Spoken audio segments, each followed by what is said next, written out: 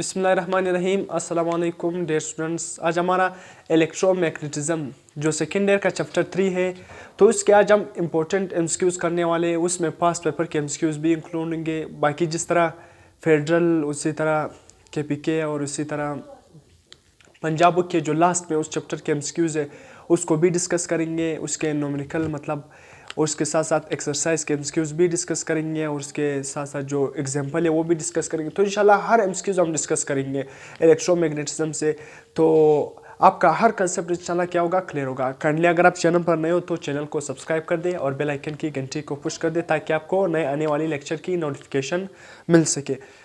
इसके बाद सबसे पहले जो फर्स्ट एमसीक्यूज़ है, फर्स्ट एमसीक्यूज़ हमारे साथ क्या है, ये मैं सिर्फ वो टॉपिक से एमसीक्यूज़ उठा रहा हूँ जो आपके पीएमसी मतलब पीएमडीसी सिलेबस में इंक्लूड है। सिर्फ उसी टॉपिक को सिर्फ क्या कर रहा हूँ, पिकअप कर रहा हूँ, सही है।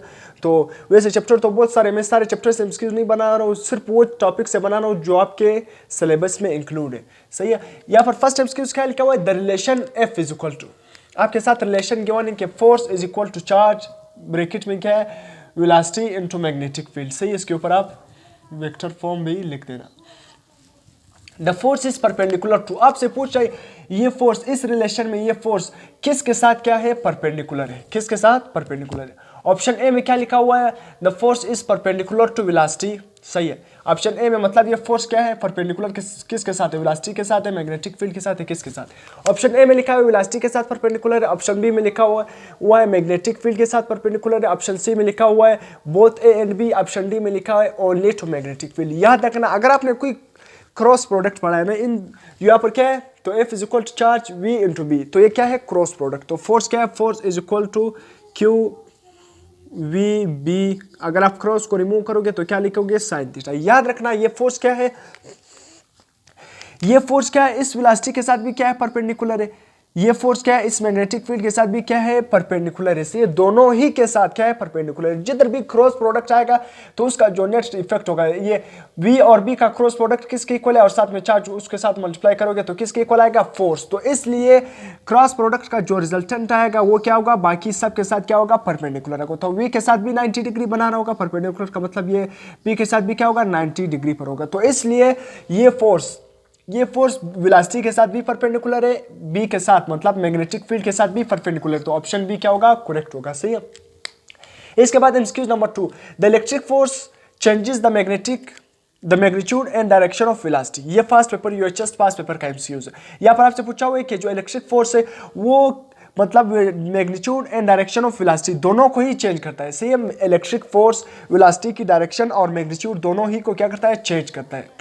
इसके बाद while the magnetic force changes the velocity, sorry यहाँ पर क्या लिखा हुआ है, the magnetic force changes the of velocity, मतलब मैग्नेटिक फोर्स क्या करेगा, वेलोसिटी की डायरेक्शन को चेंज करेगा, वेलोसिटी की मैग्नीट्यूड को चेंज करेगा, बोथ को चेंज करेगा या कोई भी नहीं। सिंपल आपसे ये पूछ रहे हैं कि मैग्नेटिक फोर्स, उसी तरह मैग्नेटिक फोर्स किस चीज को चेंज करेगा, डायरेक्शन को चेंज करेगा, वेलोसिटी को चेंज करेगा, दोनों को चेंज करेगा या किसी भी नहीं को। तो यहाँ पर ऑप्शन में लिखा हुआ है मैग्नेटिक फोर्स के बारे में कि मैग्नेटिक फोर्स सिंपल मैग्नीट्यूड को चेंज करता है।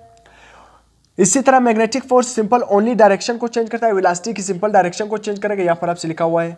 इसी तरह सी में लिखा हुआ है मैग्नीट्यूड एंड डायरेक्शन दोनों को चेंज करेगा मैग्नेटिक फोर्स। डी में लिखा हुआ है नन। याद रखना मैग्नेटिक फोर्स क्या है, सिंपल मैग्नेटिक फोर्स ओनली किस चीज को चेंज करेगा, ओनली टू ओनली किस को चेंज करेगा, ये मैग्नेटिक फोर्स सिंपल डायरेक्शन को चेंज करता है। मैग्नेटिक फोर्स किसको चेंज करता है, डायरेक्शन, क्योंकि आपने खुद भी पढ़ा हुआ है कि मैग्नेटिक फोर्स क्या है, जो किसी भी चीज को क्या करता है, डिफ्लेक्ट करता है। तो मैग्नेटिक फोर्स क्या है, डिफ्लेक्टिंग फोर्स है। तो याद रखना मैग्नेटिक फोर्स डिफ्लेक्टिंग फोर्स है, वो सिर्फ चार्ज पार्टिकल की क्या है, डायरेक्शन को चेंज करेगा। वो कभी भी उसकी जो स्पीड है या उसकी वेलोसिटी है उसको कभी भी चेंज नहीं करता। तो आपने पढ़ा भी है कि work done by magnetic force, magnetic force की वजह से वर्क डन क्या होता है, जीरो होता है। मैग्नेटिक फोर्स की वजह से वर्क डन जीरो होता है, क्यों, क्योंकि जो आपका सेंट्रीफ्यूगल फोर्स किसके इक्वल होता है, मैग्नेटिक फोर्स के इक्वल होता है। जब कोई भी ऑब्जेक्ट्स क्या मैग्नेटिक फील्ड में क्या होता है, डिफ्लेक्ट होता है। ये क्या है, लेट्स सपोज यहाँ पर आपने मैग्नेटिक फील्ड क्या है बनाया है, यूनिफॉर्म मैग्नेटिक फील्ड है, सही। इस तरह यूनिफॉर्म क्या है, मैग्नेटिक फील्ड। ये प्लस निशान किस चीज को रिप्रेजेंट कर रहा है, कांटा, ये क्रॉस है, प्लस नहीं है। तो ये मैग्नेटिक फील्ड क्या है, इनवर्ड है। तो याद रखना यहाँ पर इस केस में जो मैग्नेटिक फोर्स मतलब सेंट्रीफ्यूगल फोर्स है वो कौन प्रोवाइड कर रहा है, मैग्नेटिक फोर्स प्रोवाइड कर रहे हैं। तो ये सेंट्रीपिटल फोर्स क्या है? हर वो फोर्स, सिंपल मैं आपको बता रहा हूँ, हर वो फोर्स जो क्या करे, किसी भी ऑब्जेक्ट को सर्कुलर पाथ में मूव करने पर मजबूर करे, उसको हम सेंट्रीपिटल फोर्स का नाम देंगे। मगर सेंट्रीपिटल फोर्स कोई न्यू फोर्स नहीं है, याद रखना। यहाँ पर सेंट्रीपिटल फोर्स को हमने क्या नाम दिया? सिंपल किसी भी ऑब्जेक्ट को सर्कुलर पाथ में मूव करने पर मजबूर करना। इस केस में कौन सर्कुलर पाथ की मतलब इस जो पार्टिकल है आपने इसमें इंटर कर दिया, तो सर्कुलर पाथ में वो क्या करेगा? मूव करेगा। लेट्स सपोज वो सर्कुलर पाथ में क्या कर रहा है? मूव कर रहा है। तो इस केस में सेंट्रीपिटल फोर्स किसके इक्वल होगा? Magnetic force. तो इस केस में हम मैग्नेटिक फोर्स को किस तरह कंसीडर करेंगे? सेंट्रीपिटल फोर्स की तरह क्या करेंगे? एक्ट करेंगे। मतलब इसके केस में जो मैग्नेटिक फोर्स है वो किस तरह एक्ट कर रहा है? सेंट्रीपिटल फोर्स की तरह एक्ट कर रहा है। क्यों? क्योंकि उस चार्ज पार्टिकल को क्या कर रहा है? डिफ्लेक्ट कर रहा है, सर्कुलर पाथ पर क्या कर रहा है? मजबूर कर रहा है, ताकि वो सर्कुलर पाथ में क्या करे? मूव करे। ये आने वाले एमसीक्यूज में मैं मजीद भी डिस्कस करूँ। सिंपल अभी मैं इस एमसीक्यू से रिलेटेड यहाँ पर देखना, ये पार्टिकल क्या होगा? इस पार्टिकल की वेलोसिटी क्या होगी? अपवर्ड। पार्टिकल आपने कोई भी चार्ज पार्टिकल यहाँ पर इंटर करिए, जबकि सेंट्रीपिटल फोर्स का डायरेक्शन क्या होगी? वो इस तरफ होगी। तो फोर्स और वेलोसिटी के दरमियान आपका जो डायरेक्शन है, सॉरी मैग्नेटिक फील्ड, ये क्या है? आपका वेलोसिटी का डायरेक्शन है। और इसी तरह दोनों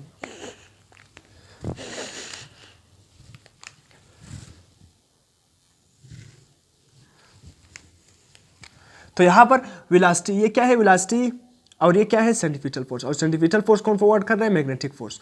तो सेंट्रीपिटल फोर्स और वेलोसिटी इन दोनों के दरमियान क्या है? एंगल क्या बन रहा है? 90। तो अब work done by centripetal force find करोगे, क्या आएगा? Work done by centripetal force, work is equal to क्या आएगा? F D cos theta.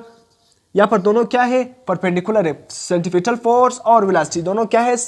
Perpendicular है। तो परपेंडिकुलर एंगल क्या होगा? 90। तो कोस 90 की वैल्यू क्या होती है? अगर मैं यहाँ पर कोस 90 मतलब थीटा की जगह 90 पर पुट करूंगा, तो कोस 90 क्या होता है? 0। तो 0 एफ डी के साथ मल्टीप्लाई होगा, वर्क डन क्या होगा? 0। वर्क डन क्या हो गया? 0। जब वर्क डन 0 हो गया, याद रखना यहाँ पर मैं एक इंपॉर्टेंट रिजल्ट बता रहा हूँ। अगर वर्क डन क्या हो गया? 0, इसको अभी क्या मैं मिटा रहा हूँ।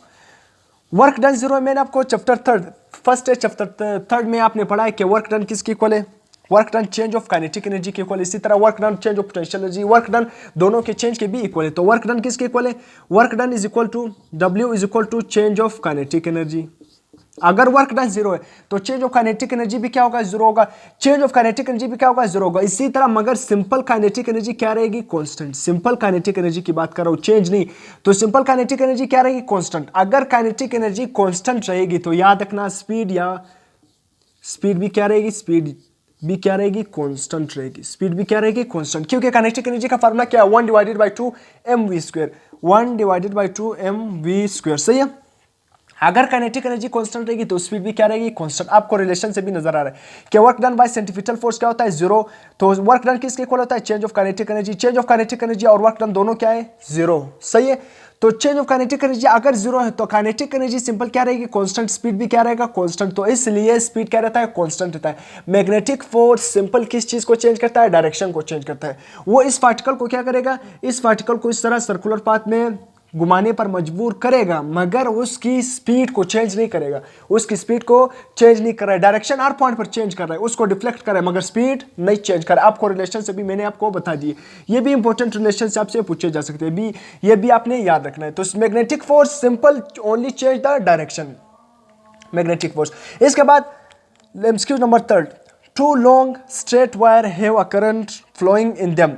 2 वायर्स है उसमें करंट फ्लोइंग मतलब जा रहा है in the same direction. 2 conductor है, 2 वायर्स है उसमें करंट क्या है? सेम डायरेक्शन में जा रहा है। The force between the wire, उस फोर्स के मतलब दोनों वायर के दरमियान फोर्स क्या होगी? ये फेडरल बोर्ड के जो एक्सरसाइज का एमसीक्यूज है। तो ये क्या है? अब इसको अभी मैं मिटा रहा हूँ, बहुत ही इंपॉर्टेंट एमसीक्यूज है। अब यहाँ पर क्या लिखा हुआ है? सिंपल कि 2 वायर्स है, एक वायर इस तरह है और एक वायर इस तरह है, दोनों में क्या है? करंट की डायरेक्शन सेम है, करंट की डायरेक्शन सेम है, flowing in the same direction, the force between the wires. अब इन वायर के दरमियान जो फोर्स होगी, इस वायर के दरमियान जो फोर्स होगी, याद रखना इन दोनों वायर्स के अगर करंट सेम डायरेक्शन में जा रही थी तो इन दोनों वायर्स के दरमियान जो क्या होगी? अट्रैक्शन होगी। फोर्स क्या होगी? अट्रैक्शन। मतलब इन दोनों के दरमियान जो फोर्स होगी वो क्या होगी? अट्रैक्टिव फोर्स होगी। ये दोनों क्या करेंगे? एक दूसरे को अट्रैक्ट करेंगे, एक दूसरे को क्या करेंगे? अट्रैक्ट करेंगे। तो यहाँ पर फोर्स क्या रहेगी? अट्रैक्टिव। तो यहाँ पर मैं लिख रहा हूँ फोर्स क्या रहेगी? Attractive. Force will be attractive. Force क्या रहेगी, अट्रैक्टिव ही रहेगी, सही है। अब इसके बाद अगर करंट की डायरेक्शन को हम अपोजिट करेंगे तो नेक्स्ट सिनेरियो भी आएगा। अगर करंट की डायरेक्शन अपोजिट होगी तब फोर्स क्या रहेगा, तो तब फोर्स क्या रहेगा, रिपल्सिव रहेगा। मगर इस तरह एमसीक्यूज आने वाला है, तो तब आपने सिर्फ ये कंडीशन को याद रखना है कि जब दो वायर्स होंगे या दो कंडक्टर होंगे, अगर उसमें करंट का डायरेक्शन सेम जा रहा था, ये क्या है, करंट का डायरेक्शन सेम जा रहा था, तो उन दो के दरमियान जो फोर्स होगी वो फोर्स क्या होगी, अट्रैक्टिव फोर्स क्या रहेगी, अट्रैक्टिव रहेगी। इसके बाद MCQs number 4, if the charge change नहीं, ये क्या है, charge, sorry, if the charge is at rest, अगर चार्ज रेस्ट पर होगी इन मैग्नेटिक फील्ड, अगर कोई भी मैग्नेटिक फील्ड है उसमें जो चार्ज है वो रेस्ट में, the force on the charge will be, अब उस चार्ज पर क्या फोर्स रहेगी। अब चार्ज क्या है, रेस्ट में। आपको फार्मूला पता है कि moving charge in magnetic field का फार्मूला क्या है, force is equal to Q V B sine theta. अगर चार्ज रेस्ट पे था, तो चार्ज अगर रेस्ट पर है तो चार्ज मूव नहीं कर रहा है, तो चार्ज अगर रेस्ट पर होगा, चार्ज मीन्स अगर चार्ज रेस्ट पर होगा तो याद रखना उस पर जो फोर्स होगा, उस पर जो मैग्नेटिक फोर्स होगा वो क्या होगा, जीरो। क्योंकि ये क्या है, ये फार्मूला चार्ज ऑन मूविंग, याद रखना रेस्ट स्टैटिक चार्जेस पर, स्टेशनरी चार्जेस पर मैग्नेटिक फील्ड एक्ट नहीं करता, स्टेशनरी चार्जेस या स्टैटिक चार्जेस पर मैग्नेटिक फोर्स एक्ट नहीं करता। जब चार्ज रेस्ट पर होगा, चार्ज क्या होगा, रेस्ट पर होगा, तो फोर्स क्या लगेगी, उस चार्ज पर फोर्स क्या लगेगी, जीरो फोर्स लगेगी। अगर वो मूव नहीं कर रहा था तो इसलिए उस पर फोर्स क्या लगेगी, जीरो फोर्स लगेगी, सही है। अब एक कंडीशन में कि force on a moving charge, एक कंडीशन आपके साथ ये आ गया, अगर चार्ज रेस्ट पर था तो उस चार्ज पर, अगर चार्ज स्टैटिक था स्टेशनरी पर, तो मैग्नेटिक फोर्स उस चार्ज पर क्या लगेगा, जीरो लगेगा। एक कंडीशन आपने ये याद कर लिया। अब दूसरा कंडीशन क्या है, मैग्नेटिक फोर्स इसी तरह साइन थीटा पे भी क्या है, डिपेंड करता है। तो दो तीन कंडीशन और आएंगे कि मैग्नेटिक फोर्स क्या होगा, चार्ज पर जीरो होगा, कब जीरो होगा, सही है। तो ये भी आपने अभी क्या करना है, सिर्फ ज़हन में रखना है। एक कंडीशन का एमसीक्यूज आ गया कि जब क्या होगा, चार्ज रेस्ट होगा, स्टैटिक होगा, स्टेशनरी होगा, तो मैग्नेटिक फोर्स उस चार्ज पर नहीं लगेगा, मैग्नेटिक फोर्स जीरो लगेगा, सही है। इसके बाद MCQs number 5, work done on a charge particle, work done on a charge particle in uniform magnetic field. अभी मैंने आपको बता दिया कि मैग्नेटिक फील्ड की वजह से जो वर्क डन होता है वो क्या होता है, जीरो, क्योंकि मैग्नेटिक फोर्स क्या करता है, सेंट्रीफ्यूगल फोर्स की तरह एक्ट करता है। तो मैग्नेटिक फोर्स और वेलोसिटी का डायरेक्शन क्या होता है, दोनों क्या होता है, परपेंडिकुलर होता है। अभी मैंने आपको बता दिया, डायग्राम से बता दिया कि वेलोसिटी और सेंट्रीफ्यूगल फोर्स दोनों क्या हो जाते हैं, परपेंडिकुलर हो जाते हैं। सेंट्रीफ्यूगल फोर्स यहाँ पर कौन प्रोवाइड कर रहा है, मैग्नेटिक फोर्स, तो आप सिंपल मैग्नेटिक फोर्स और वेलोसिटी परपेंडिकुलर हो जाते हैं। जब आप वर्क डन फाइंड करते हो तो वहाँ पर वर्क डन में कौन सा ट्रिग्नोमेट्रिक फंक्शन यूज होता है, cos थीटा। तो cos थीटा 90 पर क्या होती है, जीरो। तो इसलिए work done in magnetic field क्या होता है, जीरो होता है, मैक्सिमम मिनिमम इनफाइनाइट जीरो। तो क्या होगा, जीरो होगा। तो यहाँ तक आप नोट कर सकते हो। उसके बाद हम और नेक्स्ट एमसीक्यूज क्या करेंगे, डिस्कस करेंगे।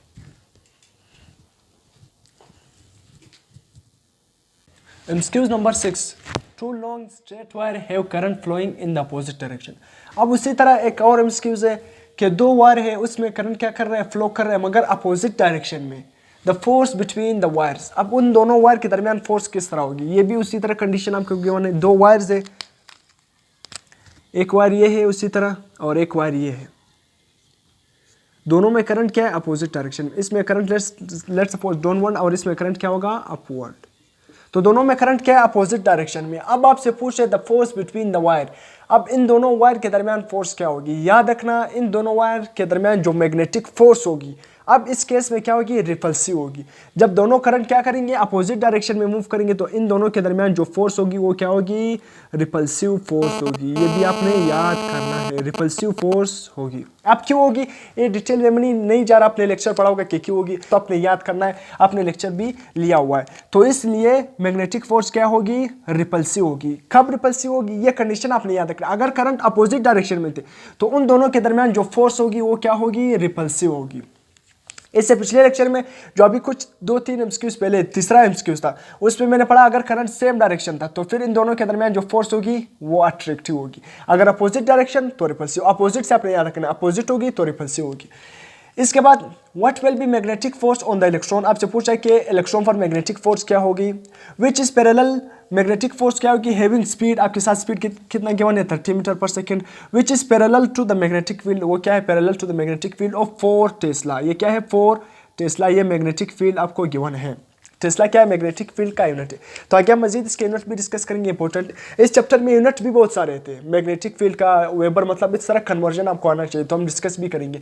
मैग्नेटिक फील्ड आपको गिवन है, स्पीड आपको गिवन है, इलेक्ट्रॉन मतलब चार्ज इस केस में क्या है, इलेक्ट्रॉन है, वो पैरेलली इंटर हो रहा है। अब आपसे पूछ रहा है कि इस पर फोर्स क्या होगी, मैग्नेटिक फोर्स क्या होगी। तो डस्टर किधर गया, क्या कर रहा हूँ अभी मिटा रहा हूँ। इस पर मैग्नेटिक फोर्स क्या होगी, आपने एक वर्ड पर गौर अगर क्या होगा तो आपने इसका आंसर अभी दिया भी होगा, इस ऑप्शन में आपने अपने जेन में करेक्ट ऑप्शन क्लिक भी किया होगा। यहाँ पर लिखा हुआ है पैरेलल। अभी मैंने बता दिया कि एक कंडीशन क्या होगी, अगर मैंने बताया चार्ज स्टैटिक था तब मैग्नेटिक फोर्स क्या होगी, zero. Q F is equal to Q V B sine theta. मैंने बताया अगर चार्ज क्या था, स्टैटिक था, स्टेशनरी था। स्टैटिक का मतलब क्या है, उसकी वेलोसिटी क्या होगी, जीरो। जब वेलोसिटी जीरो होगी तो ये तमाम फैक्टर जीरो होगा और फोर्स भी क्या होगी, जीरो होगी। वेलोसिटी कब जीरो हो सकती है, जब चार्ज क्या हो, रेस्ट पर हो, स्टैटिक पर हो। अब सेकंड कंडीशन क्या की कि इलेक्ट्रॉन है और वो पैरेलली मैग्नेटिक फील्ड के इंटर हो रहा है। तो आप क्या करोगे, इसको सोल्व करने बैठोगे, 4 को क्या करोगे, 30 से मल्टीप्लाई करोगे, 4 1 4 4 4 3 12 120 और 1 जब उसको क्या करोगे 1.6 से मल्टीप्लाई करोगे तो ऑलमोस्ट क्या करेगा ये 1.6 मल्टीप्लाई बाय 10⁻⁻⁻80 न्यूटन आएगा। तो आप क्या करोगे, सोल्व करने नहीं, आपने यहाँ पर वर्डिंग पर गौर नहीं किया। अगर क्या था, पैरेलल था। पैरेलल का मतलब ये अगर मैग्नेटिक फील्ड और वी ये साइन थीटा किन दोनों के दरमियान है, ये वेलोसिटी और बी के दरमियान है, जो यहाँ पर स्केलर फॉर्म में लिखा हुआ है। तो स्पीड और मैग्नेटिक फील्ड के दरमियान ये साइन थीटा है। अगर मैग्नेटिक फील्ड और ये स्पीड ये वी आपस में क्या थे, पैरेलल थे, तो साइन थीटा फिर क्या होगा, जीरो। पैरेलल का मतलब क्या है, ये क्या है, ये वी डायरेक्शन भी उसी में है और मैग्नेटिक फील्ड का डायरेक्शन भी उसी तरफ है। अगर ये दोनों पैरेलल थे तो इसमें थीटा क्या होगा, जीरो होगा। जब थीटा जीरो होगा तो तब आप यहाँ पर पुट कर देना F is equal to charge जो भी हो, चार्ज इस केस में क्या है, इलेक्ट्रॉन, तो E लिख देना। वेलोसिटी क्या है आपके साथ, 30 है। मैग्नेटिक फील्ड आपके साथ क्या है, 4 है। और साइन थीटा आपके साथ क्या है, साइन एंगल क्या है, जीरो। तो साइन जीरो किसके इक्वल होता है, जीरो। जब आप इसके साथ जीरो को मल्टीप्लाई करोगे तो तमाम फैक्टर क्या आएगा, जीरो। तो इस पर फोर्स क्या लगेगा, जीरो। तो इसलिए अपने मेन पॉइंट को क्या करना है, कंसीडर करना है। यहाँ पर पैरेलल लिखा हुआ है। अगर वेलोसिटी और मैग्नेटिक फील्ड पैरेलल था तो चार्ज पर क्या करेगा, फोर्स नहीं लगेगा, उस पर कोई भी मैग्नेटिक फोर्स नहीं लगेगा, तो इसका करेक्ट ऑप्शन क्या होगा, C option is the correct. C ये दो कंडीशन अभी अब तक आपने पढ़े हुए कि उस चीज पर फोर्स, मैग्नेटिक फोर्स कब नहीं लगेगी, एक जब वो स्टैटिक होगा, स्टेशनरी होगा, मतलब स्टैटिक अगर स्टेशनरी होगा तो उसकी वेलोसिटी जीरो होगी, तो उस पर मैग्नेटिक फोर्स नहीं लगेगा। सेकंड कंडीशन आपने ये पढ़ा था, अगर वेलोसिटी और मैग्नेटिक फील्ड दोनों पैरेलल थे तब भी उस चार्ज पर कोई भी मैग्नेटिक फोर्स नहीं लगेगा, उस पर जीरो मैग्नेटिक फोर्स लगेगा। अब ऐसा ऐसा आप तमाम कंडीशन पढ़ोगे। यहाँ पर और क्या लिखा है, the force on the neutron particle. सही, यहाँ पर मैंने क्या है, force on the neutron particle moving with 2 metre पर सेकेंड। आपके साथ वेलोसिटी कितनी गिवन है, 2 मीटर पर second in uniform magnetic field is 10 tesla. आपसे पूछ रहा है the force on the neutron will be. आपने क्या करना है, न्यूट्रॉन पार्टिकल पर क्या फाइंड करना है, फोर्स फाइंड करना है। फिर से आपने क्या करना है, न्यूट्रॉन पार्टिकल पर फोर्स फाइंड करना है। उसी तरह फार्मूला आपके साथ क्या है, F is equal to Q V B sine theta. ये फार्मूला आपने यूज करना है। आपको क्या किया, न्यूट्रॉन पार्टिकल। अगर आपने न्यूट्रॉन पर गौर किया होगा तो आपने अपना आंसर दिया भी होगा। क्यों, न्यूट्रॉन का चार्ज क्या होता है, जीरो। न्यूट्रॉन पर चार्ज क्या होता है, जीरो होता है, यानी तो जब चार्ज जीरो होगा यहाँ पर आप जीरो पुट कर देना। F is equal to charge क्या है, जीरो है, मल्टीप्लाई बाय वेलोसिटी जो भी गिवन है, वेलोसिटी आपके साथ 2 है और मैग्नेटिक फील्ड आपके साथ क्या गिवन है, 10।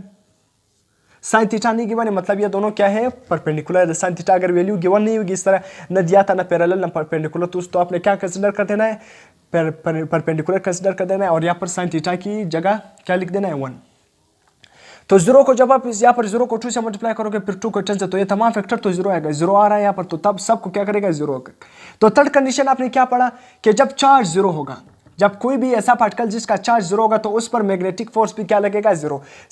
फर्स्ट कंडीशन आपने पढ़ा था, जब चार्ज स्टैटिक होगा मतलब उसकी वेलोसिटी जीरो होगी तो मैग्नेटिक फोर्स उस पर जीरो लगेगा। सेकंड कंडीशन आपने ये पढ़ा था, अगर दो मैग्नेटिक फील्ड और वेलोसिटी मतलब स्पीड क्या थे, पैरेलल थे, तब भी उस पर मैग्नेटिक फोर्स जीरो लगेगा। अगर चार्ज कोई भी पार्टिकल उसका चार्ज जीरो था तो उस पर भी मैग्नेटिक फील्ड क्या लगेगा, जीरो लगेगा। तो ऑप्शन ए क्या होगा, इसका करेक्ट होगा। सोल्व करने की जरूरत है ही नहीं। इसके बाद MCQ number 9, the proton particle enter oppositely to the uniform magnetic field. एक प्रोटॉन पार्टिकल है, सही है, वो oppositely to the uniform magnetic field क्या हो रहा है, इंटर हो रहा है, सही है। फील्ड ऑफ 6 टेस्ला, जो मैग्नेटिक फील्ड आपको कितना गिवन है, 6 टेस्ला गिवन है। द स्पीड ऑफ द, जो प्रोटॉन की स्पीड है वो 3 मीटर पर second. The force will be, अब फिर से आपसे क्या पूछ रहा है, फोर्स पूछ रहा है। अक्सर इस तरह MCQs force on a moving charge, जो ये formula F equal to Q V B sine theta से इस तरह एमसीक्यूज आते हैं। अब आपसे पूछा है कीवर्ड आपको क्या गिवन है कि जो प्रोटॉन है वो मैग्नेटिक फील्ड के क्या अपोजिटली क्या हो रहा है, इंटर हो रहा है। मैग्नेटिक फील्ड के अपोजिटली इंटर हो रहा है। अगर मैग्नेटिक फील्ड के अपोजिटली इंटर होगा मतलब यहाँ पर magnetic field oppositely with 6 tesla with the speed of 3 metre पर सेकेंड। अगर मैग्नेटिक फील्ड का डायरेक्शन इस तरफ था, सही है, मैग्नेटिक लेट्स सपोज कर रहा हूँ, सही है, मैग्नेटिक फील्ड या तो इनवर्ड होगी या तो आउटवर्ड होगी, अभी मैं बोर्ड पे सिर्फ आपको बताने के लिए, सही है। यहाँ पर अगर मैग्नेटिक फील्ड का डायरेक्शन इस तरफ था और उसी तरह वेलोसिटी का डायरेक्शन क्या था, इस तरफ, ये अपोजिट, एंटी पैरेलल। यहाँ पर क्या वर्ड यूज किया है, अपोजिटली। तो अपोजिटली जगह की क्या यूज, अपोजिटली की जगह एंटी पैरेलल का वर्ड भी यूज करता है, एंटी पैरेलल। अगर एंटी पैरेलल था या अपोजिटली तो दोनों क्या होंगे, सेम वर्डिंग होंगे। आपसे पूछे कि मैग्नेटिक फील्ड और वेलोसिटी दोनों क्या है, अपोजिट, मतलब अपोजिटली एक दूसरे के अपोजिट में है। अगर मैग्नेटिक फील्ड का डायरेक्शन इस तरफ, वेलोसिटी का इस तरफ, दोनों क्या है, एंटी पैरेलल। इस केस में एंगल क्या है इन दोनों के दरमियान, थीटा क्या है, 180 डिग्री। तो आप सिंपल पुट कर देना, आपके साथ आंसर क्या आएगा। आप आंसर क्या करोगे, फाइंड करोगे प्रोटॉन का पार्टिकल, वो भी उस पर चार्ज ई होता है मगर उसका मैग्नीट्यूड सिर्फ प्लस लेना है। प्रोटॉन या इलेक्ट्रॉन पर चार्ज कितना होता है, 1.6 मल्टीप्लाई बाय 10 पावर माइनस क्या होगा, 19। तो आप ई मल्टीप्लाई बाई, सही है। उसके बाद चार्ज आपने लिख लिया, मैग्नेटिक फील्ड 6, वेलोसिटी क्या है 3, तो साइन थीटा क्या है 180, साइन 180। तो याद रखना साइन 180 क्या होता है, 0, साइन 0 भी क्या होता है 0, और साइन 180 भी क्या होता है 0। अगर साइन 180 क्या है 0 की इक्वल, अगर इसकी जगह आप 0 पुट करोगे तो तमाम वैल्यू क्या आ जाएगी, 0 ही आ जाएगी। तो थर्ड कंडीशन, आपने फोर्थ कंडीशन भी पढ़ा कि मैग्नेटिक फोर्स उस पार्टिकल पर नहीं लगेगी अगर मैग्नेटिक फील्ड और वेलोसिटी क्या थी, क्या थी, एंटी पैरेलल थी। अगर मैग्नेटिक फील्ड और वेलोसिटी एंटी पैरेलल थी, अपोजिटली थी, उसके दरमियान एंगल 180 था, तो तब भी उस पार्टिकल पर फोर्स नहीं लगेगा, उस पार्टिकल पर 0 मैग्नेटिक फोर्स लगेगा। तो इस केस में भी आपका करेक्ट ऑप्शन क्या होगा, 0 होगा। अगर आपने इस कीवर्ड को अपने ज़हन में रखे होंगे, ये कीवर्ड नहीं है पैरेलल, अपोजिटली, न्यूट्रॉन, तो आप डायरेक्टली इसका आंसर दे सकते हो। आपका टाइम भी सेम होगा, तो इसलिए आपने ये कीवर्ड सब यूज क्या करना है, याद करने हैं। इसके बाद एमसीक्यू नंबर 10, अल्फा पार्टिकल आपके साथ गिवन है, अल्फा पार्टिकल एंड प्रोटॉन, आपके साथ एक अल्फा पार्टिकल है और एक क्या है, प्रोटॉन। इंटर या क्या हो रहा है, इंटर, ये क्या है, आर सी, ये N, enter the uniform magnetic field, एक यूनिफॉर्म मैग्नेटिक फील्ड क्या हो रहा है, इंटर परपेंडिकुलरली, ये बात भी आपने याद रखना है, perpendicularly. The force acts maximum on which particle, किस फोर्स पर मैक्सिमम है, किस पार्टिकल पर फोर्स क्या होगी, मैक्सिमम लगेगी। एक बात तो आपने याद रखना है कि दोनों क्या हो रहे हैं, परपेंडिकुलरली इंटर हो रहे हैं। परपेंडिकुलरली इंटर होने का मतलब क्या है कि साइन थीटा क्या हो गया 90, साइन थीटा 90 किसके इक्वल होता है 1, तो फोर्स तो 0 नहीं होगी, फोर्स 0 नहीं होगी, फोर्स कुछ ना कुछ लगेगी, दोनों पर लगेगी। अब आपने ये बताना है कि किस पर ग्रेटर लगेगी, अल्फा पर ग्रेटर लगेगी या प्रोटॉन पर। तो आप सिंपल रिलेशन यहाँ पर लिखो, अगर आप रिलेशन लिखोगे तो आपको डायरेक्ट समझ आएगा कि F is equal to Q V B sine theta, Q V B sine theta, सही है। फोर्स का मैग्नेटिक फोर्स, ये बी आप सिंपल बी लिख देना यहाँ पर, तो कुछ पढ़ के मैग्नेटिक फोर्स है। मैग्नेटिक फोर्स का चार्ज के साथ क्या है, डायरेक्ट रिलेशन है। वेलोसिटी अगर क्या थी, वेलोसिटी और मैग्नेटिक फील्ड क्या होना चाहिए, यूनिफॉर्म। मैग्नेटिक फील्ड आपको गिवन है कि वो यूनिफॉर्म है, वेलोसिटी गिवन नहीं है, बताया नहीं है कि यूनिफॉर्म है या नहीं, तो इसलिए वेलोसिटी भी क्या है आपका, कांस्टेंट है। वेलोसिटी भी आपका क्या है, कांस्टेंट है, मतलब यूनिफॉर्म है। वेलोसिटी भी क्या है, यूनिफॉर्म। जब वेलोसिटी और मैग्नेटिक फील्ड दोनों क्या हो, यूनिफॉर्म हो, और साइन थीटा क्या हो, मतलब 90 डिग्री, तो 1 आएगा। तब फोर्स, मैग्नेटिक फोर्स का चार्ज के साथ कौन सा रिलेशन होगा, डायरेक्ट रिलेशन होगा। मैग्नेटिक फोर्स का चार्ज के साथ डायरेक्ट रिलेशन होगा। आपको पता भी है कि अल्फा पार्टिकल का जो चार्ज है वो 4 गुना प्रोटॉन से ज्यादा होता है। अल्फा पार्टिकल का चार्ज प्रोटॉन से 4 गुना ज्यादा होता है। तो अल्फा पार्टिकल का चार्ज ज्यादा है, तो जिसका चार्ज ज्यादा उस पर मैग्नेटिक फोर्स क्या लगेगा, ज्यादा। जिसका चार्ज कम उस पर मैग्नेटिक फोर्स क्या लगेगा, कम लगेगा। तो अब आप खुद कंसीडर कर सकते हो, अल्फा पार्टिकल का चार्ज ज्यादा है। या फिर आपसे पूछा कि मैक्सिमम फोर्स किस पर लगेगा, तो मैक्सिमम फोर्स उस पर लगेगा जिसका चार्ज क्या हो, ज्यादा हो। चार्ज क्या हो, ज्यादा हो, तो अल्फा पार्टिकल पर क्या लगेगा, मैक्सिमम फोर्स लगेगा। अगर एक सेम एमसीक्यू को रिवर्स कर दे कि मिनिमम फोर्स किस चीज पर लगेगा, तो फिर क्या होगा, मिनिमम फोर्स उस पर लगेगा जिसका चार्ज कम, तो मिनिमम फोर्स फिर किस पर लगेगा, प्रोटॉन। मगर यहाँ पर मैक्सिमम पूछा है तो अल्फा पार्टिकल पर लगेगा, तो मिनिमम भी आ सकता है, मिनिमम किस पर लगेगा, प्रोटॉन पर। तो आप इसका स्क्रीनशॉट ले सकते हो, उसके बाद हम और एमसीक्यूज क्या करेंगे, डिस्कस करेंगे। MCQ number 11. The magnetic force will act maximum on a charged particle when it enter dash to the magnetic field.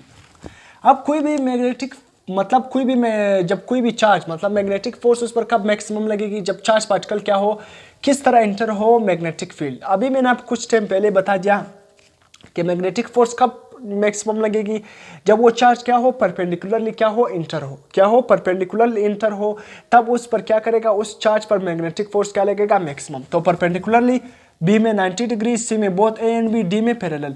तो ऑप्शन कौन सा करेक्ट है? B option, sorry C option is correct, क्योंकि perpendicularly का मतलब भी क्या है? 90 डिग्री पर। साइन 90 क्या होता है? 1, तो उस पर मैग्नेटिक फोर्स क्या लगेगा? मैक्सिमम। आपने पढ़ा था F is equal to Q V B, sine अगर परपेंडिकुलर हो तो 90 डिग्री, साइन 90 किसके इक्वल होता है? 1, तो F क्या आ जाएगा?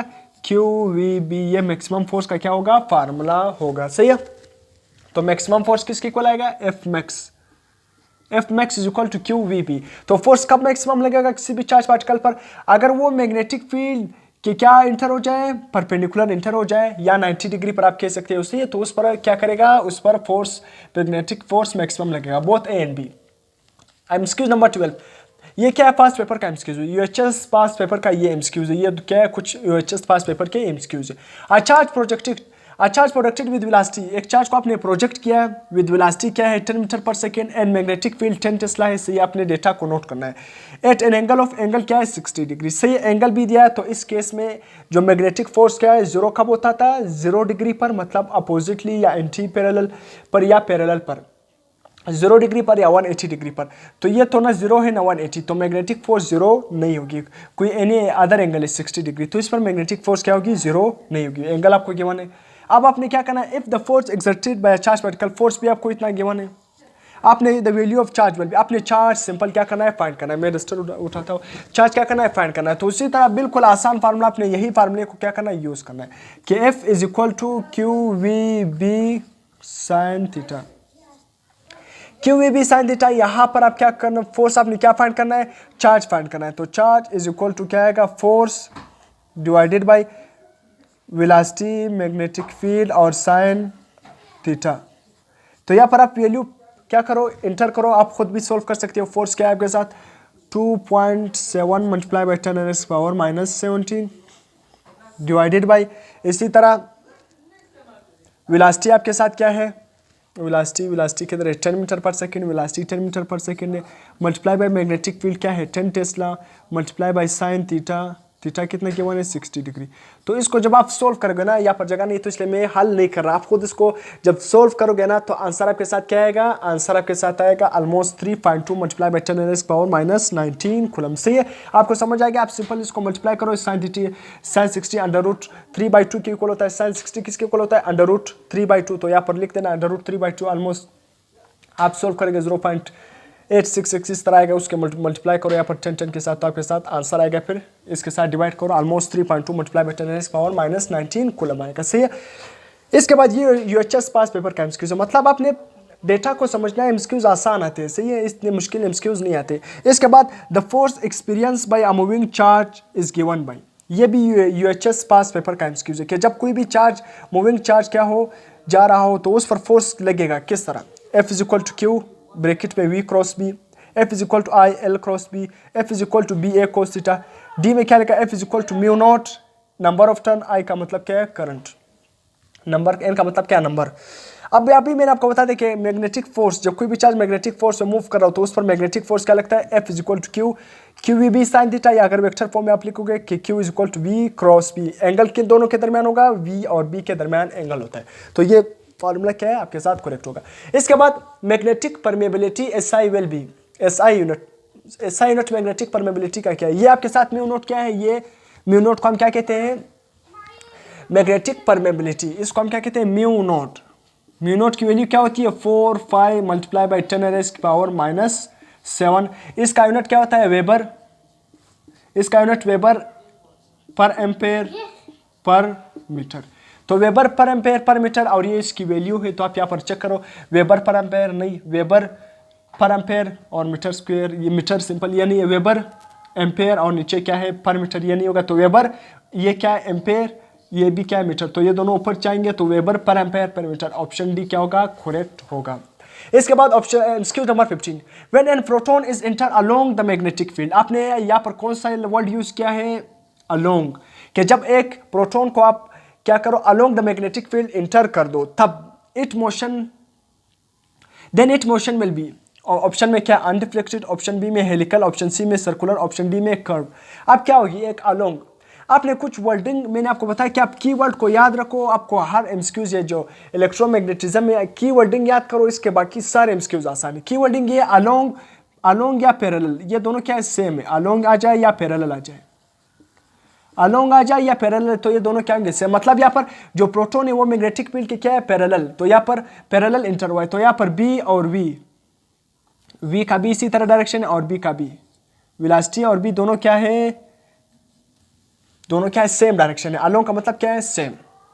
अब जब ये दोनों सेम होंगे तो अब मैंने आपको बताया था जब वी और बी, वेलोसिटी और मैग्नेटिक फील्ड दोनों क्या हो, पैरेलल हो, इन दोनों के दरमियान थीटा क्या होता है, जीरो।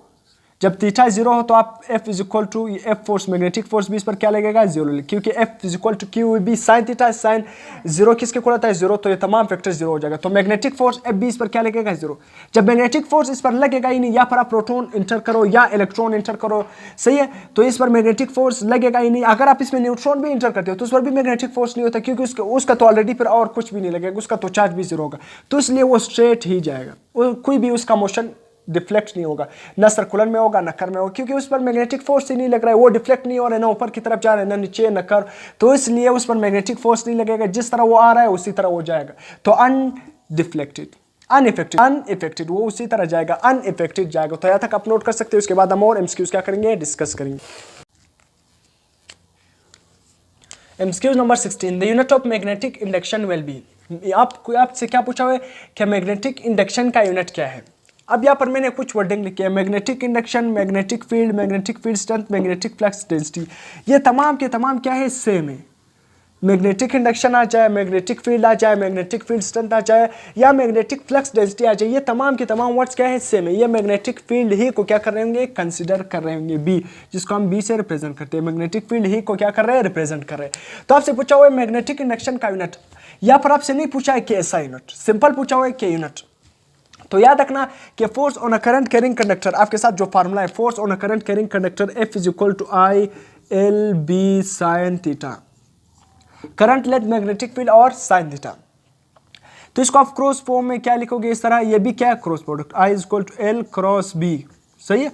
तो क्रॉस को आप रिमूव करोगे, क्या पुट करोगे, साइन। तो इसलिए जब क्या हो, थीटा 90 डिग्री हो, थीटा क्या हो, 90 डिग्री हो, तो यहाँ पर क्या आ जाएगा, 90 डिग्री, साइन 90 किसके इक्वल होता है, 1। तो इसलिए जब फोर्स मैक्सिमम क्या होगा, फोर्स मैक्सिमम किसके इक्वल होगा, आई एल बी, सही है। मैक्सिमम फोर्स किसके इक्वल होगा, आई एल बी के इक्वल हो गया, डस्टर की तरह आई एल बी के इक्वल होगा। अब मैं इस फार्मूले से मैग्नेटिक फील्ड के यूनिट निकालूंगा। मैं आपको सिंपल बता रहा होता कि आपको याद हो जाए ना, क्या आप मैग्नेटिक फील्ड इस फार्मूले से आप यूनिट निकाल सकते हो ना। आप सिंपल फार्मूले को याद रखो, उससे फिर मिले मुख्तलिफ यूनिट कन्वर्जन, आप यूनिट कन्वर्जन कर सकते हो। तो force on a current carrying conductor कब मैक्सिमम लगेगा, जब वहां पर क्या हो, लेंथ जो आपके साथ क्या है, एल और बी क्रॉस प्रोडक्ट, ये क्या हो, उनके दरमियान जो थीटा हो वो क्या हो, 90 डिग्री हो, सही है, 90 डिग्री। तो इसको अभी मैं मिटा रहा हूं, इस वर्डिंग को जो यहाँ पर मैंने लिखे है, इसको मैंने मिटा लिया, सही है। ये भी क्या है, ये मिट गया, तो इसको भी मिटाने, ये भी क्या है, मिट गया। तो सिंपल मैं इसको यहाँ पर लिखूंगा, सही है, कि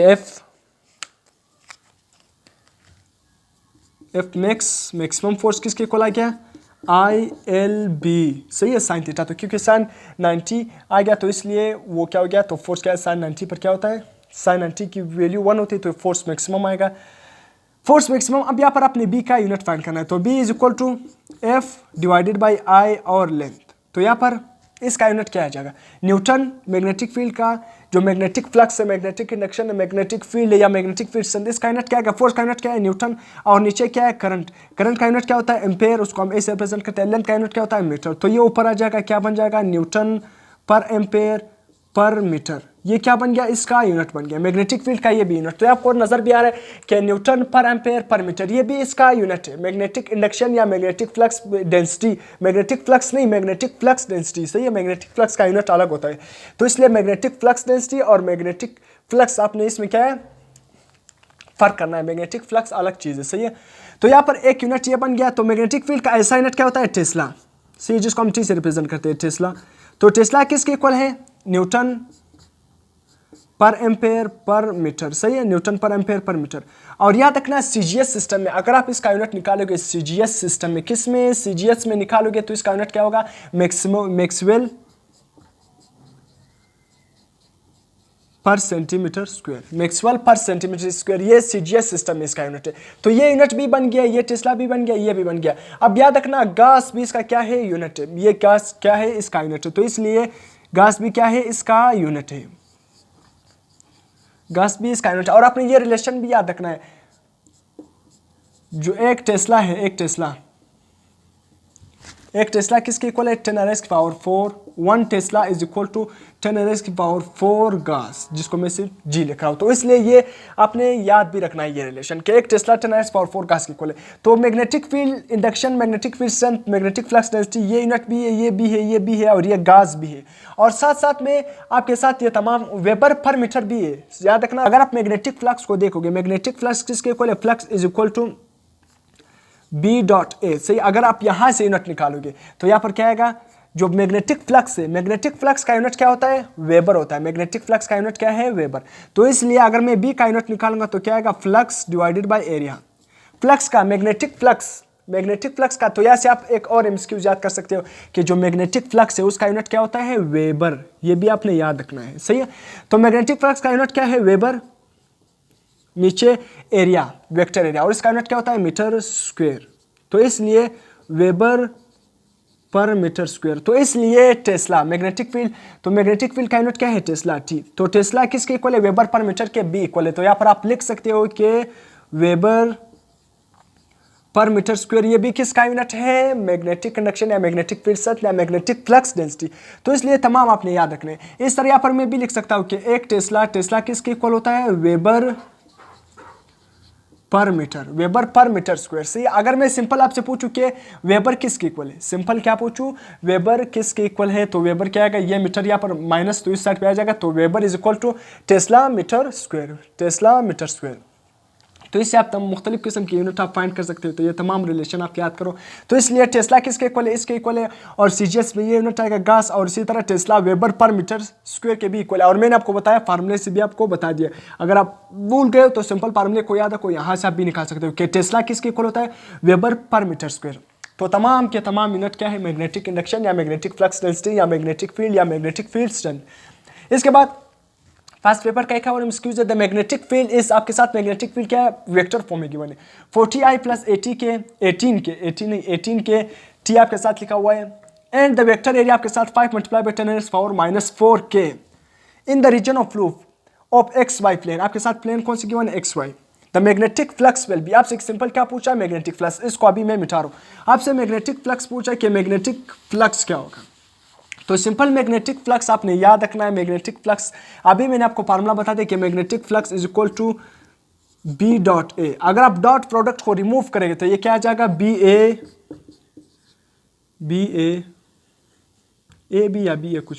BA कोस थीटा। तो यहाँ पर क्या आएगा, एंगल क्या आएगा, कोस थीटा। सही है। और मैग्नेटिक फ्लक्स का यूनिट मैंने बता दिया क्या था, वेबर था। इसको भी आपने याद रखना है, वेबर इसका क्या है, यूनिट।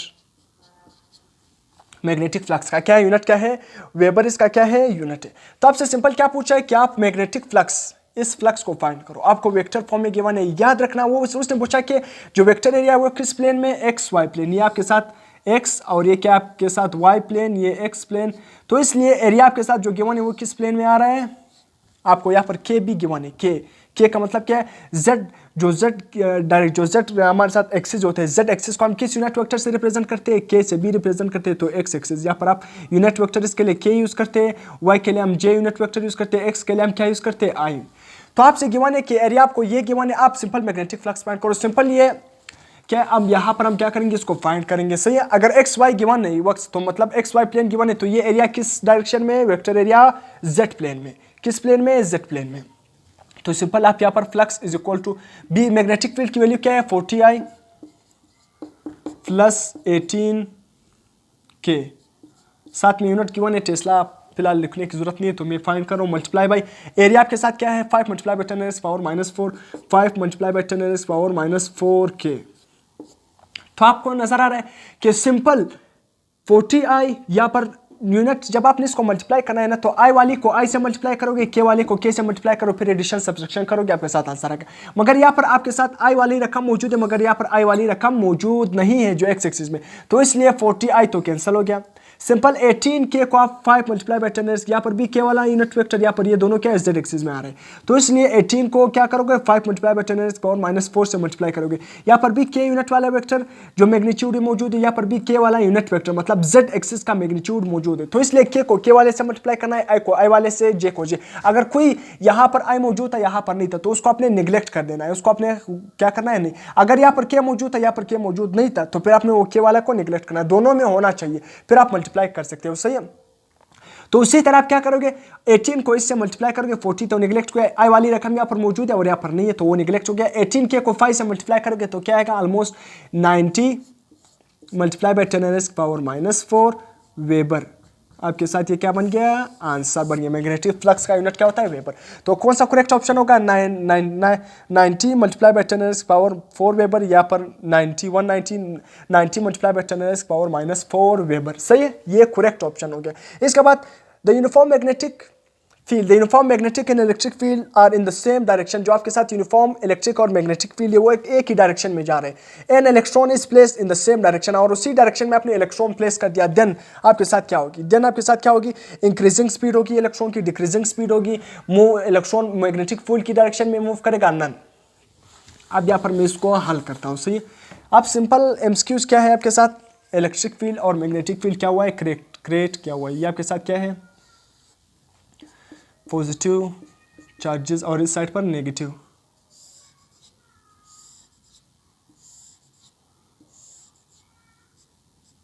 सही है। और इसी तरह मैग्नेटिक फील्ड का जो डायरेक्शन है वो भी इसी तरह इसी डायरेक्शन में है। ये क्या है मैग्नेटिक फील्ड और ये क्या है आपके साथ इलेक्ट्रिक फील्ड। इलेक्ट्रिक फील्ड और मैग्नेटिक फील्ड का दोनों का डायरेक्शन सेम है। अब आपसे पूछे कि इसी डायरेक्शन में अगर हम क्या प्लेस कर दे, किधर गया इलेक्ट्रॉन को हम प्लेस कर दे, इसी डायरेक्शन में हम क्या प्लेस कर दे, इलेक्ट्रॉन को प्लेस कर दे। किसको प्लेस कर दे, इलेक्ट्रॉन को प्लेस कर दे, तब क्या होगी, अगर इसी डायरेक्शन में हम इलेक्ट्रॉन को प्लेस कर दे, यहाँ पर मैंने इलेक्ट्रॉन को प्लेस कर दिया तो इलेक्ट्रॉन खुद ब खुद इस डायरेक्शन में जाएगा, यानी इलेक्ट्रॉन पर कौन सा चार्ज है, नेगेटिव चार्ज है। तो यहाँ पर इस डायरेक्शन में भी क्या है, negative charge. Electric field line हमेशा पॉजिटिव से नेगेटिव की तरफ होती है, तो इलेक्ट्रॉन पर कौन सा चार्ज है, नेगेटिव चार्ज है। तो ये इलेक्ट्रॉन इस प्लेट मतलब इस साइड पर तो नहीं जाएगा। इलेक्ट्रिक फील्ड की डायरेक्शन में क्या करना है, उस पर अपने जबरदस्ती जोर वर्क डन करना पड़ेगा, फिर इस साइड पर जाए, क्योंकि इलेक्ट्रॉन पर खुद नेगेटिव चार्ज है और उसके सामने वाला साइड भी क्या है, नेगेटिव है।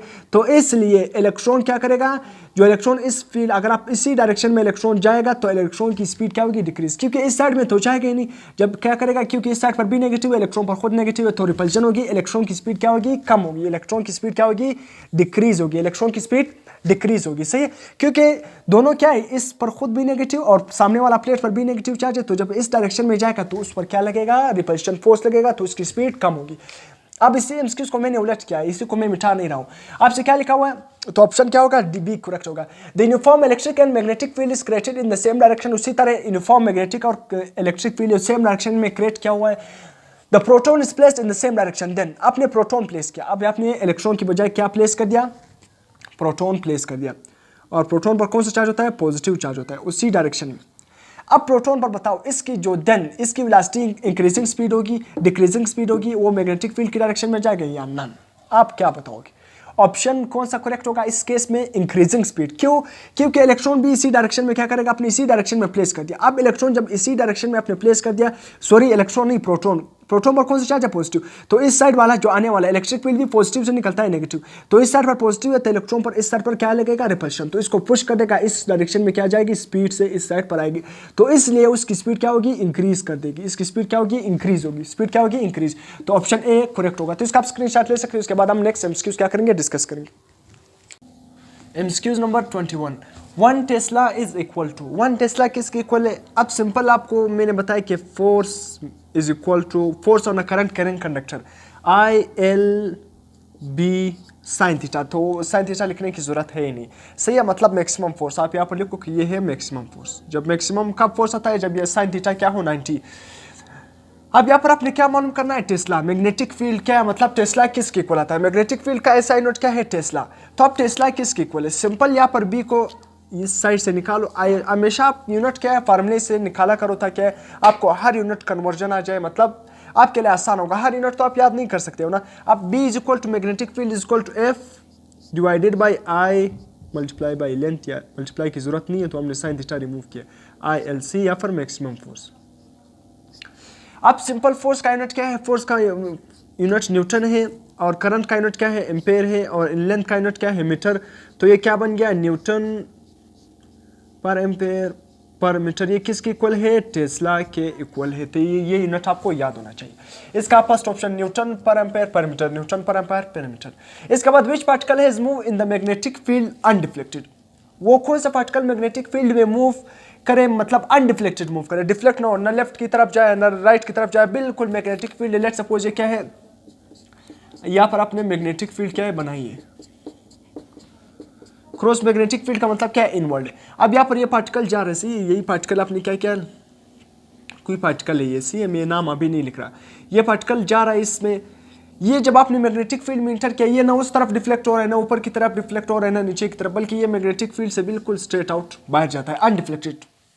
ये कौन सा पार्टिकल होगा, न्यूट्रॉन, प्रोटॉन, इलेक्ट्रॉन, डी में आ लिखा हुआ है। तो इसमें कौन सा पार्टिकल होगा, न्यूट्रॉन होगा। क्यों, न्यूट्रॉन का चार्ज क्या होता है, जीरो। न्यूट्रॉन पर चार्ज क्या होता है, जीरो होता है, तो इसलिए न्यूट्रॉन पार्टिकल क्या है, अनडिफ्लेक्टेड जाएगा। क्यों, आपको पता भी है। अब मैंने फोर्स और करंट कैरिंग कंडक्टर, सिंपल आपने क्या, फोर्स नहीं, charge in charge moving in magnetic field, उस पर जो मैग्नेटिक फोर्स लगता है वो क्या होता है, F = QVB। सही है, मैक्सिमम मैग्नेटिक फोर्स उस साइन थीटा पर नहीं आएगा। तो यहाँ पर चार्ज फोर्स, जब कोई भी चार्ज, अगर चार्ज जीरो हो जाए, तो जीरो को इन तमाम से मल्टीप्लाई करो, क्या आ जाएगा, 0 multiply by B multiply by V, तो पूरा आंसर क्या आएगा, 0। तो वो पार्टिकल जिसका चार्ज 0 हो, तो उस पर मैग्नेटिक फोर्स क्या लगेगा, 0 लगेगा। तो इसलिए न्यूट्रॉन का चार्ज 0 होता है, वो अनडिफ्लेक्टेड जाएगा। एमसीक्यू नंबर 23, एमसीक्यू नंबर 23 में क्या लिखा है, एन इलेक्ट्रॉन एंड प्रोटॉन। आपके साथ इलेक्ट्रॉन है एंड प्रोटॉन है। Enter the magnetic field is uniform. वो मैग्नेटिक फील्ड में इंटर हो गई, मगर मैग्नेटिक फील्ड भी क्या है, यूनिफॉर्म है। एंड हैविंग कांस्टेंट मोशन, और उसका जो मोशन है इलेक्ट्रॉन और प्रोटॉन, उसका मोशन कांस्टेंट है, मतलब वो यूनिफॉर्म कॉन्स्टेंटली मूव कर रहे हैं। The magnetic force acts greater on which particle. याद रखना है किस फोर्स पर मैग्नेटिक फोर्स ग्रेटर लगेगा। अब सिंपल इसी फार्मूले से देखो, इलेक्ट्रॉन का चार्ज क्या होता है, 1.6 मल्टीप्लाई बाई 10⁻⁻⁻19। प्रो ये क्या है, प्रोटॉन जो इलेक्ट्रॉन पर चार्ज होता है। इसी तरह इलेक्ट्रॉन पर, जी इलेक्ट्रॉन पर चार्ज है, प्रोटॉन पर भी उतना ही चार्ज, 1.6 मल्टीप्लाई बाई 10⁻⁻19। मगर आपने मैग्नीट्यूड को क्या कर देना है, रिवर्स। ये इलेक्ट्रॉन पर है और प्रोटॉन पर क्या होगा, 1.6 मल्टीप्लाई बाई 10⁻⁻19। सही है, कूलम, कूलम, सही है। मैं दोनों का चार्ज सेम है, मगर सिर्फ मैग्नीट्यूड क्या है, दोनों जितना चार्ज इलेक्ट्रॉन पर है उतना ही प्रोटॉन पर है, मगर सिर्फ मैग्नीट्यूड क्या है, साइन अपोजिट है। तो चार्ज तो दोनों पर सेम है, चार्ज सेम है। वो बोल रहे मैग्नेटिक फील्ड यूनिफॉर्म है, मैग्नेटिक फील्ड भी क्या है, कांस्टेंट हो गया। आपसे ये भी क्लियर है कि वो दोनों कांस्टेंट मोशन है, मतलब वेलोसिटी भी कांस्टेंट हो गई। तो अब फोर्स किस पर ग्रेटर लगेगी, फोर्स क्या करेगा, दोनों पर सेम लगेगी, क्योंकि दोनों का चार्ज भी सेम, वेलोसिटी भी सेम, मैग्नेटिक फील्ड भी यूनिफॉर्म। तो तीनों जब कांस्टेंट होगा तो फोर्स भी क्या होगा, दोनों पर ही क्या होगा, सेम लगेगा। तो मैग्नेटिक फोर्स दोनों पर क्या होगा, सेम होगा। इलेक्ट्रॉन प्रोटॉन बोथ पर क्या लगेगा, फोर्स एक्ट ग्रेटर। जितना फोर्स इलेक्ट्रॉन पर लगेगा उतना ही प्रोटॉन पर लगेगा, मतलब किसी पर ग्रेटर नहीं लगेगा। दोनों पर क्या लगेगा, ग्रेटर लगेगा, मतलब दोनों पर क्या लगेगा, सेम फोर्स लगेगा, किसी पर ग्रेटर नहीं लगेगा। दोनों पर ऑप्शन में क्या आएगा, सेम। इसके बाद the unit of magnetic flux. अब याद रखना मैग्नेटिक फ्लक्स आ गया। यूनिट ऑफ मैग्नेटिक फ्लक्स क्या है, weber metre square, tesla, newton पर मीटर पर एम्पीयर। अब सिंपल आपने मैग्नेटिक फ्लक्स का यूनिट फाइंड करना है। मैग्नेटिक फ्लक्स का यूनिट क्या है, याद रखना मैग्नेटिक फ्लक्स का यूनिट क्या है, वेबर। मैग्नेटिक फ्लक्स का यूनिट क्या है, वेबर। आपने मैग्नेटिक फ्लक्स पढ़ा भी हुआ है कि magnetic flux is equal to B.A। सही है। मैग्नेटिक फील्ड का यूनिट क्या होता है, टेस्ला। एरिया का यूनिट, ये दोनों क्या है, ये वेक्टर एरिया, ये दोनों नहीं, ये क्या है, वेक्टर एरिया, मतलब dot product of magnetic field and vector area. या आप इसको इस तरह भी लिख सकते हो, AB डॉट को रिमूव करोगे कोस थीटा लिखोगे। सही है। तो मैग्नेटिक फील्ड का यूनिट टेस्ला है और एरिया का क्या है, मीटर स्क्वायर। तो याद रखना वेबर किसके इक्वल होता है, ये भी आपने याद रखना है, वेबर टेस्ला मीटर स्क्वायर के भी इक्वल होता है। सही है। तो यहाँ पर क्या है, वेबर सेल्फ की वन है। तो मैग्नेटिक फ्लक्स जो वेबर है, ये क्या है, इसका ऐसा यूनिट है। तो इसलिए मैग्नेटिक फ्लक्स का जो ऐसा यूनिट है वो क्या है, वेबर। और वेबर किसके इक्वल होता है, tesla metre square, tesla metre square. अगर आपने सिंपल टेस्ला मालूम करना है तो सिंपल टेस्ला किसके इक्वल होगा, टेस्ला इक्वल होगा वेबर पर मीटर, वेबर पर मीटर स्क्वायर। सही है। तो ये सारे कन्वर्जन आपने याद रखने। टेस्ला किसके इक्वल है? वेबर पर मीटर स्क्वायर। और सिंपल वेबर किसके इक्वल है? Tesla metre square. ये तमाम कन्वर्जन आपसे पूछे जा सकते हैं, तो तमाम यूनिट आपने याद करने, सिंपल फार्मूले से आप निकाल सकते हो, याद करने की जरूरत है ही नहीं। इसके बाद MCQ number 24, the value of permeability not permittivity. यहाँ पर क्या लिखा है? परमेबिलिटी। हम अक्सर परमिटिविटी जो हम इलेक्ट्रोस्टैटिक में पढ़ते हैं उसके जो किससे हम रिप्रेजेंट करते हैं? ई नोट से। और परमेबिलिटी को हम किससे रिप्रेजेंट करते हैं? Mu naught. The value of permeability of free space. Permeability of free space की वैल्यू क्या है? 4 5 multiply by 10 raised power -7, 4 5 multiply by 10 raised power -7, 4 5 multiply by 10 raised power -7, 4 5 multiply by 10 raised power -7। Value तो सही है, उसकी value क्या है? 4 5 multiply by 10 raised की पावर -7। अब आपने यूनिट देखना है, वेबर पर एम्पायर पर मीटर है इसका यूनिट, वेबर एम्पेयर पर मीटर इसका यूनिट, पर वेबर पर एम्पेयर पर मीटर है, पर वेबर एम्पेयर पर मीटर। तो सिंपल इसका यूनिट क्या है? आप एम्पेयर लॉ से इसका यूनिट क्या कर सकते हो? निकाल सकते हो। इसका जो यूनिट है वो वेबर पर एम्पेयर पर मीटर इसका यूनिट है। एम्पेयर लॉ का फार्मूला आपको पता है, ampere law is equal to, आप सिंपल वो लिखो, वहाँ पर आप कांस्टेंट लगाते हो म्यू नोट डिवाइडेड बाय 2 तो वहाँ से आप म्यू नोट की यूनिट क्या कर सकते हो? निकाल सकते हो। तो इसलिए इसका यूनिट क्या है? वेबर पर एम्पेयर पर मीटर। यहाँ तक आप नोट कर सकते हो। उसके बाद हम नेक्स्ट एमसीक्यूज क्या करेंगे? डिस्कस करेंगे। MCQs number 26, the unit of electric field to magnetic field is. अब आपसे सिंपल पूछा है कि electric field to magnetic field E और बी का यूनिट क्या होगा। आपने पढ़ा था कि जब इलेक्ट्रिक फील्ड और मैग्नेटिक फील्ड क्या हो, दोनों परपेंडिकुलर हो, तब वहाँ से पार्टिकल क्या है? बिल्कुल कोई भी पार्टिकल स्ट्रेट जाता है। वहाँ पर आपने ये पढ़ा भी है। अब यहाँ पर आपसे ई और बी का आपने पढ़ा था कि velocity is equal to electric field to magnetic field. ये आपने पढ़ा था कि velocity is equal to electric field to magnetic field. यह कि एमसीक्यूज आने वाले हैं 20 पर। तो इस पर velocity is equal to electric field to magnetic field. आपसे पूछा है कि electric field to magnetic field, इसका क्या करो? यूनिट फाइंड करो। इसका यूनिट क्या होगा? तो सिंपल आपको पता भी है कि ई और बी किसके इक्वल है? Electric field to magnetic field किसके इक्वल है? वेलोसिटी के इक्वल है ना, वेलोसिटी सिलेक्टर। ये हमने एक टॉपिक पढ़ा है वेलोसिटी सिलेक्टर, वहाँ पर हमने ये पढ़ा था कि velocity is equal to electric field to magnetic field. अगर आप electric field to magnetic field का यूनिट फाइंड करोगे तो वो सिंपल किसके इक्वल होगा? वी। वी का यूनिट क्या है? मीटर पर सेकेंड। तो अगर इस साइड का यूनिट मीटर पर सेकेंड होगा तो इस साइड का यूनिट भी क्या होगा? मीटर पर सेकेंड। तो सिंपल आप डायरेक्ट कह सकते हो कि ई और बी का यूनिट क्या है? मीटर पर सेकेंड। इसका यूनिट क्या है? मीटर पर सेकेंड। मगर अगर आप सोल्व करना चाहते हो कि ई और बी का यूनिट, तो फिर आप सोल्व भी कर सकते हो, मगर आप डायरेक्ट भी बता सकते हो कि ई और बी किसके इक्वल है? वेलोसिटी के इक्वल है। तो इसका यूनिट भी क्या होगा? मीटर पर सेकंड। वेलोसिटी का यूनिट क्या है? मीटर पर सेकंड। मगर अगर आप सोल्व करना चाहते हो तो इलेक्ट्रिक फील्ड का यूनिट क्या है? Newton per coulomb. सही है। और मैग्नेटिक फील्ड का क्या है? न्यूटन पर एम्पेयर पर मीटर। तो इसको सोल्व करो, न्यूटन न्यूटन के साथ कैंसिल हो जाएगा। सही है। तो इसका यूनिट क्या आ जाएगा? कूलम किसके इक्वल है? एम्पेयर सेकंड के इक्वल है। कूलम की जगह क्या लिख देना? एम्पेयर सेकंड लिख देना। तो आपके साथ आंसर भी क्या आएगा? न्यूटन मीटर पर सेकंड आएगा। क्या आएगा? मीटर पर सेकंड ही आपके साथ क्या आएगा? आंसर आएगा। तो सिंपल आप डायरेक्ट भी लिख सकते हो, डायरेक्ट भी बता सकते हो कि ई और बी का यूनिट क्या है? मीटर पर सेकंड। क्योंकि electric field to magnetic field किसके इक्वल है? वेलोसिटी सिलेक्टर के इक्वल है। तो इसलिए इस साइड का यूनिट और इस साइड दोनों का यूनिट क्या होगा? दोनों साइड का यूनिट क्या होगा? इक्वल होगा, क्योंकि रिलेशन दोनों साइड का क्या है? इक्वल है। तो इसका यूनिट क्या होगा? मीटर पर second. The magnetic field is 10 Tesla. आपके साथ मैग्नेटिक फील्ड क्या है? 10 टेस्ला। विच इज परपेंडिकुलर, याद रखना क्या है वो? Perpendicular. Which is perpendicular to the vector area. यहाँ पर कौन सा वर्ड यूज किया? Vector area. की वर्ड आपने यूज करना है। वेक्टर एरिया आपके साथ क्या है? 2 मीटर पर second. The magnetic flux will B, आपके साथ आपने मैग्नेटिक फ्लक्स क्या करना है? फाइंड करना है। सिंपल, बहुत ही सिंपल। आप यहाँ पर फार्मूला लिखो कि magnetic flux is equal to B dot A, जो आप क्या लिख सकते हो? B A cos theta. Dot को रिमूव करो, क्या लिखो? कोस थीटा लिखो। तो आपसे क्या गिवन है? परपेंडिकुलर, मतलब 90 डिग्री। सही है। आपके साथ जो क्या गिवन है? आपके साथ magnetic field 10, magnetic field 10 multiply by vector area 2 multiply by cos theta क्या है? मतलब परपेंडिकुलर। मैग्नेटिक फील्ड और एरिया दोनों क्या है? परपेंडिकुलर। मतलब एंगल क्या है? 90 डिग्री। परपेंडिकुलर का मतलब क्या है? दोनों के दरमियान एंगल क्या होगा? 90। तो याद रखना कोस 90 किसके इक्वल होता है? 0। तो 0 को आप 2 मल्टीप्लाई बाई 10 से मल्टीप्लाई करो तो आंसर भी क्या आएगा? 0। तो मैग्नेटिक फ्लक्स क्या आएगा? 0 आएगा। मैग्नेटिक फ्लक्स क्या आएगा? 0। क्योंकि मैग्नेटिक फील्ड और वेक्टर एरिया दोनों क्या है? परपेंडिकुलर है। दोनों क्या है? परपेंडिकुलर। तो इस केस में फ्लक्स क्या आएगा? मिनिमम आएगा। फ्लक्स क्या आएगा? मिनिमम। तो फ्लक्स क्या आएगा? 0। 28 एमसीक्यूज, ये past paper UHS past paper का एमसीक्यूज है। Magnetic flux is 10 weber. आपके साथ मैग्नेटिक फ्लक्स क्या है? 10 वेबर।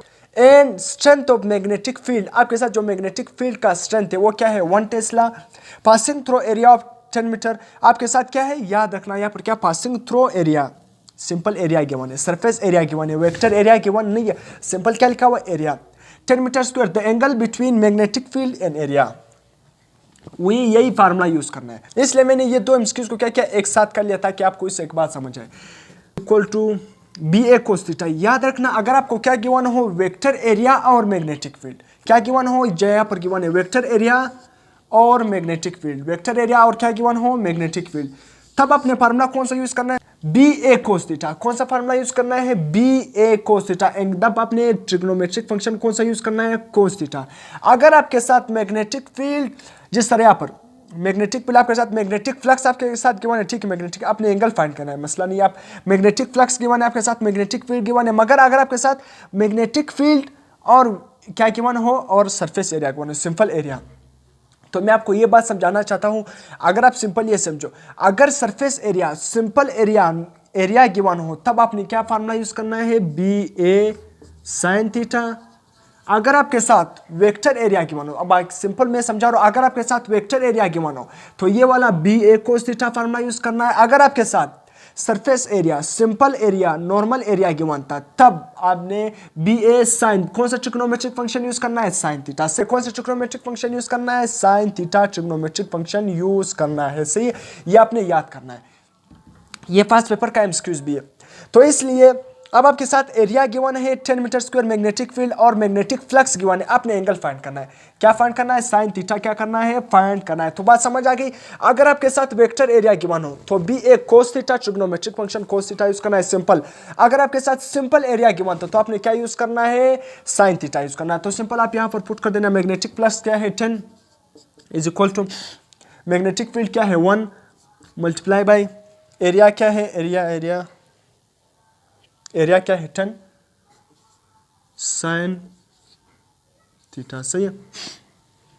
आपने साइन थीटा फाइंड करना है तो 10 के साथ क्या हो जाएगा cancel 1 is equal to sine theta, सही है। तो theta is equal to sine उस साइड पे जाएगा तो साइन इनवर्स बन जाएगा साइन इनवर्स 1। साइन इनवर्स 1 किसके इक्वल होता है याद रखना साइन इनवर्स 1 इक्वल होता है 90 डिग्री, इक्वल होता है 90 डिग्री। तो आपका करेक्ट ऑप्शन क्या होगा बी 90 डिग्री। तो समझ आ गया सरफेस सिंपल एरिया गिवन था तो B A sine theta, vector area given था तो बी ए कोस थीटा, बस यही ट्रिक था इसलिए मैंने दो एमसीक्यूज को साथ भी किया था, सही है। और इसके बाद electric current is flowing through a straight conductor, MCQs number 29 electric current is flowing through a straight conductor. इलेक्ट्रिक करंट किस कंडक्टर से जा रहा है the direction of magnetic lines of force. आपने क्या बताना है कि मैग्नेटिक लाइंस ऑफ फोर्स किस डायरेक्शन में जा रहा है। तो सिंपल आप क्या करो palm right hand palm rule क्या करो यूज करो, राइट हैंड पाम रूल। क्या आपको आपसे क्या पूछा कि magnetic lines of force, magnetic lines की आपने क्या बतानी है डायरेक्शन बतानी है। सिंपल आप करंट की डायरेक्शन क्या है अपवर्ड, तो करंट की direction upward, right hand palm rule आपने यूज करना है। ये तब आपकी करंट को डायरेक्शन को यूज क्या करेगा इंडिकेट करेगा, और ये कर्व फिंगर आपकी मैग्नेटिक लाइंस ऑफ फोर्स की डायरेक्शन को क्या करेगा इंडिकेट करेगा। तो करंट अप टू अपवर्ड, तो करंट अपवर्ड तो मैग्नेटिक फील्ड लाइंस क्या होगी इस तरह, मैग्नेटिक फील्ड लाइंस क्या होगी एंटी क्लॉकवाइज। ये आपने excuse number 29 a charge particles of equal momentums, ये आपके साथ पार्टिकल्स है उसके जो मोमेंटम है वो इक्वल है। द पार्टिकल 1 है 6 time the charge to particle 2, मतलब पार्टिकल 1 का जो चार्ज है वो 6 गुना ज्यादा है पार्टिकल 2 से। और फिर क्या पूछा है this particle are moving perpendicular, और ये पार्टिकल परपेंडिकुलरली मूव कर रहे हैं to uniform magnetic field the ratio of their radius. अब पार्टिकल कब परपेंडिकुलरली मूव करता है जब उसको क्या हो वहां पर इलेक्ट्रिक फील्ड और मैग्नेटिक फील्ड दोनों क्या हो सेम हो। या फिर मैं ये सिनेरियो आपके लिए बना रहा हूं, सही है। जब पार्टिकल परपेंडिकुलरली मूव करता है और परपेंडिकुलरली इंटर हो जाता है यूनिफॉर्म मैग्नेटिक फील्ड, तो वो क्या करता है वहां पर मैग्नेटिक फील्ड वहां पर क्या करता है सेंट्रीफ्यूगल फोर्स प्रोवाइड करता है। तो वहां पर सेंट्रीफ्यूगल फोर्स एफसी किसकी इक्वल हो जाता है मैग्नेटिक फोर्स की।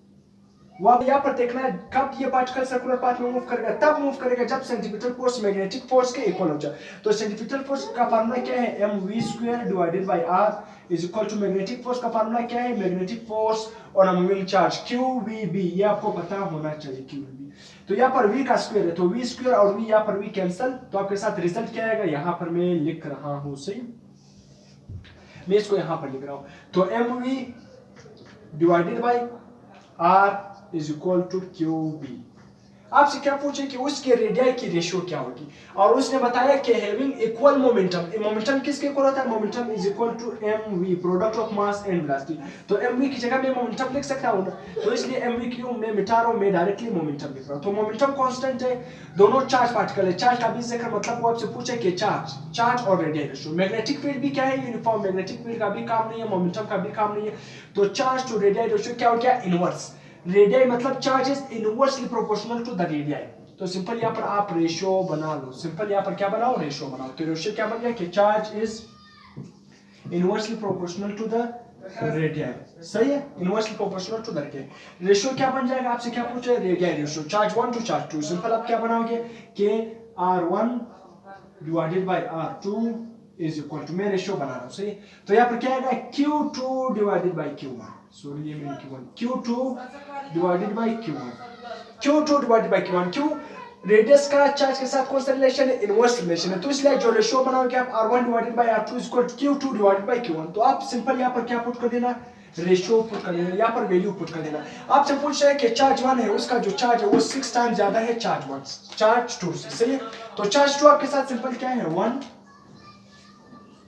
और चार्ज, सही है, चार्ज 2 1 है, जबकि चार्ज 1 क्या है, 6 गुना ज्यादा है। तो यहाँ पर क्या, चार्ज 1 की मैग्नीट्यूड क्या आएगी, 6।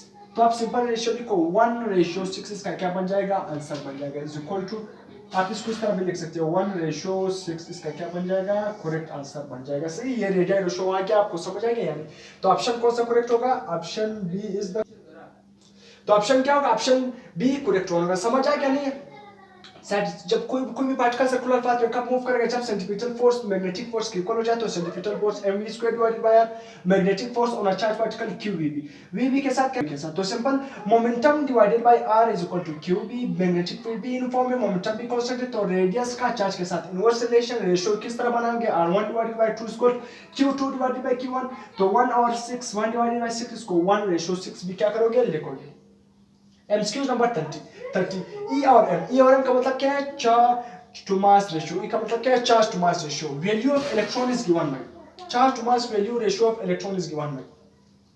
अब यहाँ पर कौन सी वैल्यू गिवन है, ई और M, option A 2v² divided by option B, option C, option D, कौन सा इसमें करेक्ट होगा, इसमें ऑप्शन ए क्या होगा, करेक्ट होगा। याद रखना है चार्ज टू मास रेशियो के में पॉसिबल तमाम रिलेशन यहाँ पर एमसीक्यूज में आहिस्ता आते जाएंगे। अब फर्स्ट रिलेशन आ गया, charge to mass ratio is equal to 2v, ये भी आपके साथ क्या है, ये वेलोसिटी नहीं है, ये मैंने कैपिटल लिखा है, ये भी आपके साथ क्या है, v पोटेंशियल है, ये क्या है, पोटेंशियल, याद रखना ये क्या है, पोटेंशियल, ये आपने याद रखना है। और वेलोसिटी की फॉर्म में भी ये e to charge to mass ratio होगा। तो first correct relation of charge to mass ratio क्या है, charge to mass ratio is equal to 2 multiply by potential divided by magnetic field का स्क्वायर और मल्टीप्लाई बाय रेडियस का square. First correct relation ये आ गया। अब 4-5 करेक्ट रिलेशन और भी आते जाएंगे, तो आपने याद करना है इसको। इसके बाद एमसीक्यू नंबर 31, एमसीक्यू नंबर 31 में क्या लिखा है, when an electron is projected a uniform magnetic field, एक इलेक्ट्रॉन है उसको यूनिफॉर्म मैग्नेटिक फील्ड में क्या क्या प्रोजेक्ट किया, uniform magnetic field in the direction of magnetic field, वहां पर जो चार्ज है वो आपने क्या किया, मैग्नेटिक फील्ड की डायरेक्शन में आपने उसको प्रोजेक्ट किया। The magnetic field will move, मतलब आप मैग्नेटिक फील्ड की डायरेक्शन में उसको आपने प्रोजेक्ट कर दिया, विल मूव, वो इलेक्ट्रॉन किस तरह मूव करेगा, स्ट्रेट पाथ में मूव करेगा, सर्कुलर में मूव करेगा, कर्व में मूव करेगा, हेलिक्स में मूव करेगा। तो बहुत ही सिंपल एमसीक्यूज है। आपने क्या करना, इस तरह आपने क्या करना है, अगर क्या हो मैग्नेटिक फील्ड का, ये मैग्नेटिक फील्ड का डायरेक्शन है और आपने चार्ज को भी मैग्नेटिक फील्ड की डायरेक्शन में क्या कर दिया, इंजेक्ट कर दिया, मैग्नेटिक फील्ड की डायरेक्शन, ये मैग्नेटिक फील्ड का डायरेक्शन और चार्ज भी उसी डायरेक्शन में क्या कर रहा है, मूव कर रहा है। तो डायरेक्शन दोनों का सेम, थीटा क्या बन गया, 0। जब थीटा क्या हो, 0 हो, तब वो क्या करेगा, मूव करेगा स्ट्रेट, तब वो क्या करेगा, मूव करेगा स्ट्रेट। थीटा क्या हो, 0, या आप लिख सकते हो जब थीटा क्या हो 180 डिग्री, थीटा 0 हो या 180 डिग्री हो, तब आप उस पार्टिकल पर, वो पार्टिकल किस तरह मूव करेगा, उस मैग्नेटिक फील्ड में स्ट्रेट पाथ से मूव करेगा।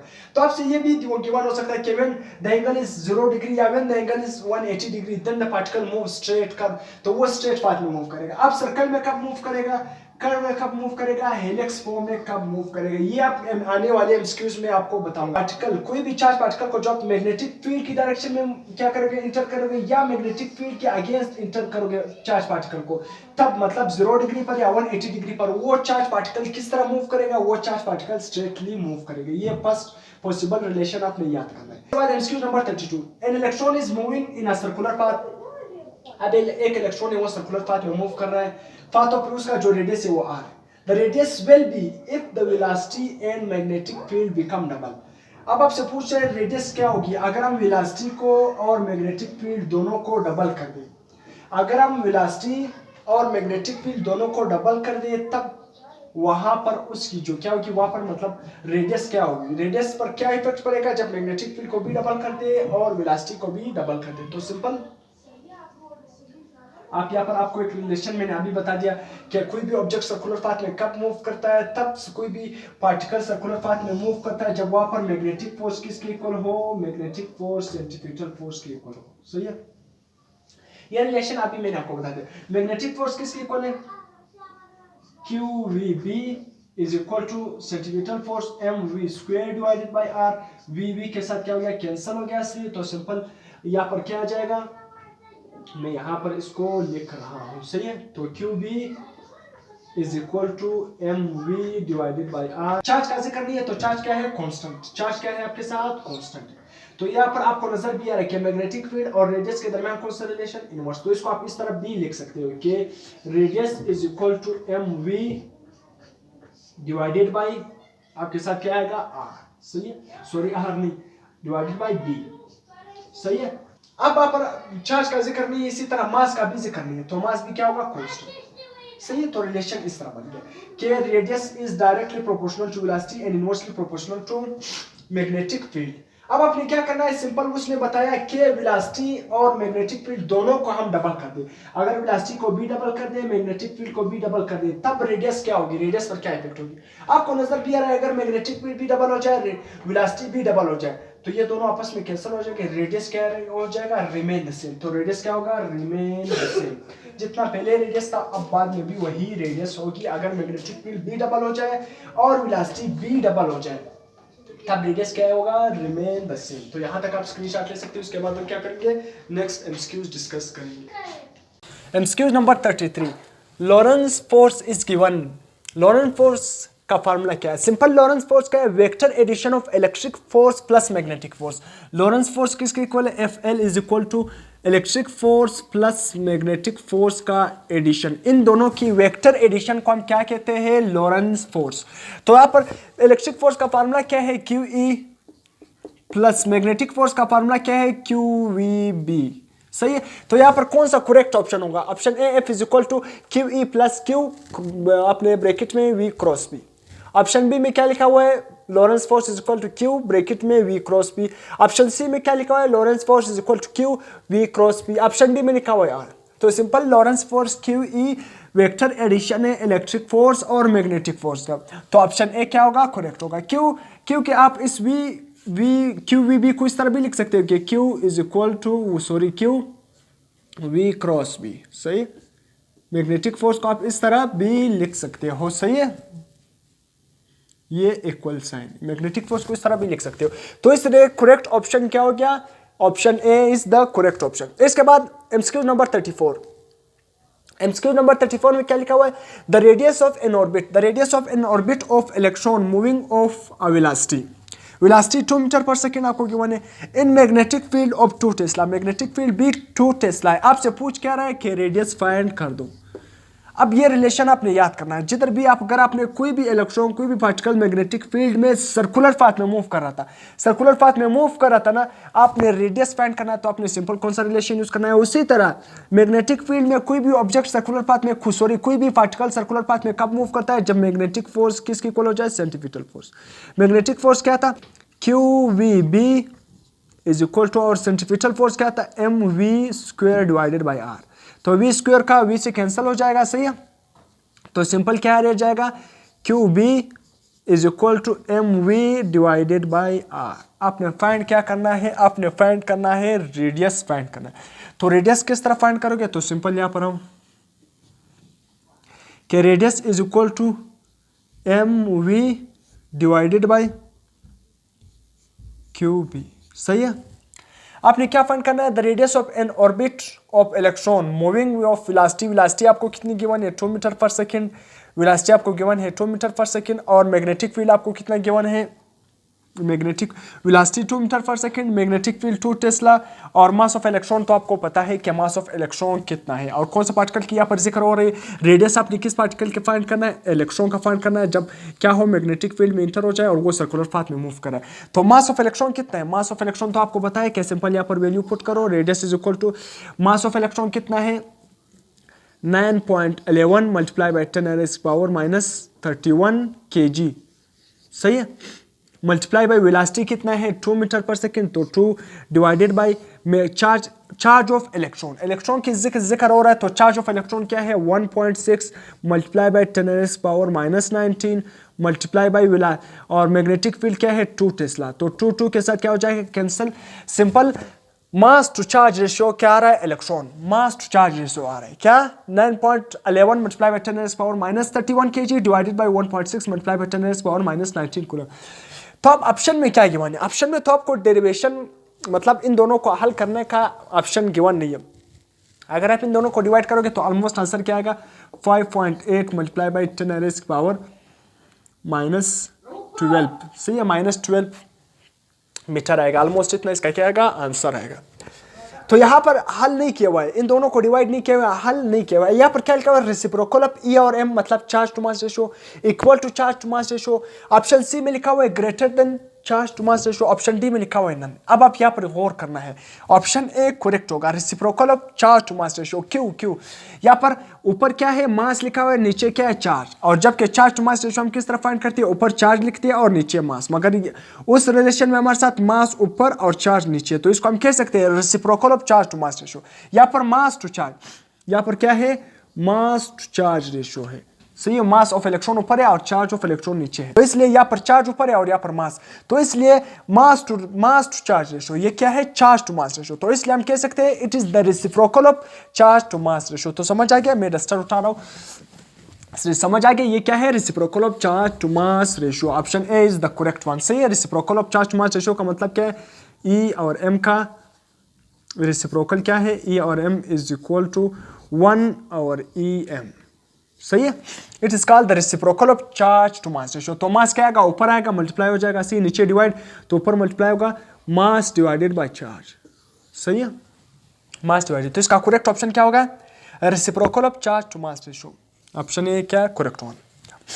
इसके बाद an electron is projected perpendicular to magnetic field B then it moves. याद रखना, अब अगर आप चार्ज को क्या करोगे प्रोजेक्ट करोगे, यहाँ पर इलेक्ट्रॉन कोई भी चार्ज अगर आपने क्या किया इलेक्ट्रॉन वहाँ पर मैग्नेटिक फील्ड के साथ परपेंडिकुलरली प्रोजेक्ट कर लिया, तब वो किस पाथ में मूव करेगा, याद रखना वो किस फॉर्म में मूव करेगा सर्कुलर फॉर्म में मूव, किस फॉर्म में मूव करेगा सर्कुलर। अगर इलेक्ट्रॉन किसी भी पार्टिकल की वेलोसिटी और मैग्नेटिक फील्ड दोनों परपेंडिकुलर थे, तब वो चार्ज पार्टिकल क्या करेगा सर्कुलर पाथ में मूव करेगा। मतलब अगर आपने 90 डिग्री पर क्या कर दिया इंटर कर दिया चार्ज को, तो तब वो किस पाथ में मूव करेगा, किस पाथ में मूव करेगा सर्कुलर पाथ में मूव करेगा। परपेंडिकुलर अगर आपने मैग्नेटिक फील्ड के साथ उस चार्ज पार्टिकल को इंटर कर लिया तो वो सर्कुलर पाथ में मूव करेगा। Excuse number 36. If a particle is projected at any angle given है, ठीक है, except 90, 180 और 0, इन तीनों एंगल के अलावा अगर आपने किसी भी एंगल पर प्रोजेक्ट कर लिया, मतलब इन तीनों के अलावा क्या 60 हो सकता है, 30, 45, तो कुछ भी हो सकता है, सही है, 170, 120, देन इट मूव्स, तब वो चार्ज पार्टिकल किस तरह मूव करेगा, सिंपल स्ट्रेट, हेलिक्स, सर्कुलर और कर्व। याद रखना अगर आप चार्ज पार्टिकल को 90 डिग्री पर इंटर करते हो मैग्नेटिक फील्ड के साथ, तो वो किस पाथ में मूव करेगा सर्कुलर में।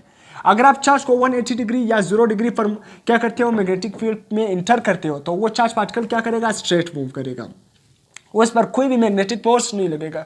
अगर आप चार्ज पार्टिकल को इन तीनों एंगल के अलावा किसी भी एंगल पर प्रोजेक्ट करते हो, तब वो क्या करेगा वो हेलिक्स फॉर्म में मूव करेगा। वो किस फॉर्म में मूव करेगा हेलिक्स, स्प्रिंग मोशन क्या करेगा, मतलब सर्कुलर, फिर इस तरह सर्कुलर फॉर्म, इस तरह हेलिक्स फॉर्म, मतलब सर्कुलर तो नहीं कह सकते, मतलब हेलिक्स फॉर्म इस तरह मोशन में मूव करेगा, इस तरह हेलिक्स मोशन में क्या करेगा मूव करेगा, सही है, हेलिकल मोशन करेगा, हेलिक्स या हेलिकल मोशन, सही है।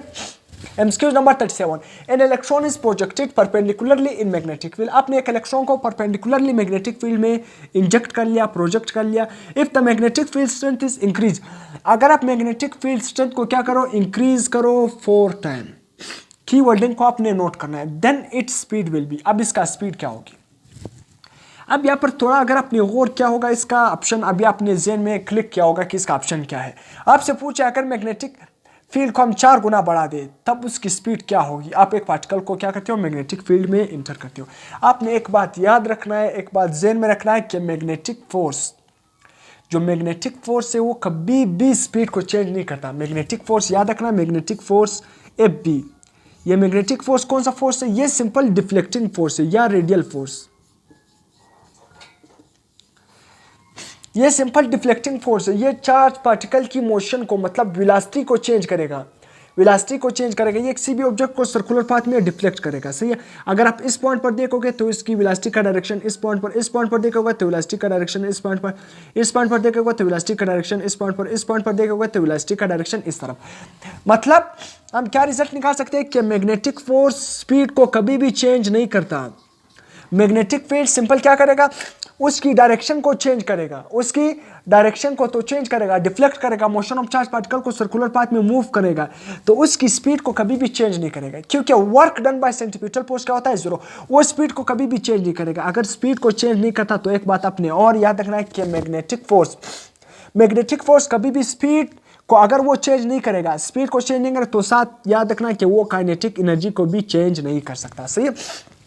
भले आप मैग्नेटिक फोर्स को 10 गुना बढ़ाओ, 10 गुना कम करो, जो भी करो, वो न स्पीड को चेंज करेगा ना काइनेटिक एनर्जी को चेंज करेगा। सिंपल वो चेंज किसको करेगा, वो क्या एक डिफ्लेक्टिंग फोर्स है, वो याद रखना, वो पार्टिकल की डायरेक्शन को और पॉइंट पर चेंज करेगा। जब वो परपेंडिकुलरली आप इंटर करोगे तो पार्टिकल क्या करेगा, मैग्नेटिक फील्ड मतलब आपने एक चार्ज पार्टिकल को परपेंडिकुलरली मैग्नेटिक फील्ड में इंटर कर दिया 90 डिग्री पर, तो वो सर्कुलर पाथ में मूव करेगा। जब सर्कुलर पाथ में मूव करेगा तो हर पॉइंट आपको पता है कि वेलोसिटी की डायरेक्शन क्या होगी, चेंज होगी। हर पॉइंट पर वेलोसिटी की डायरेक्शन चेंज होगी।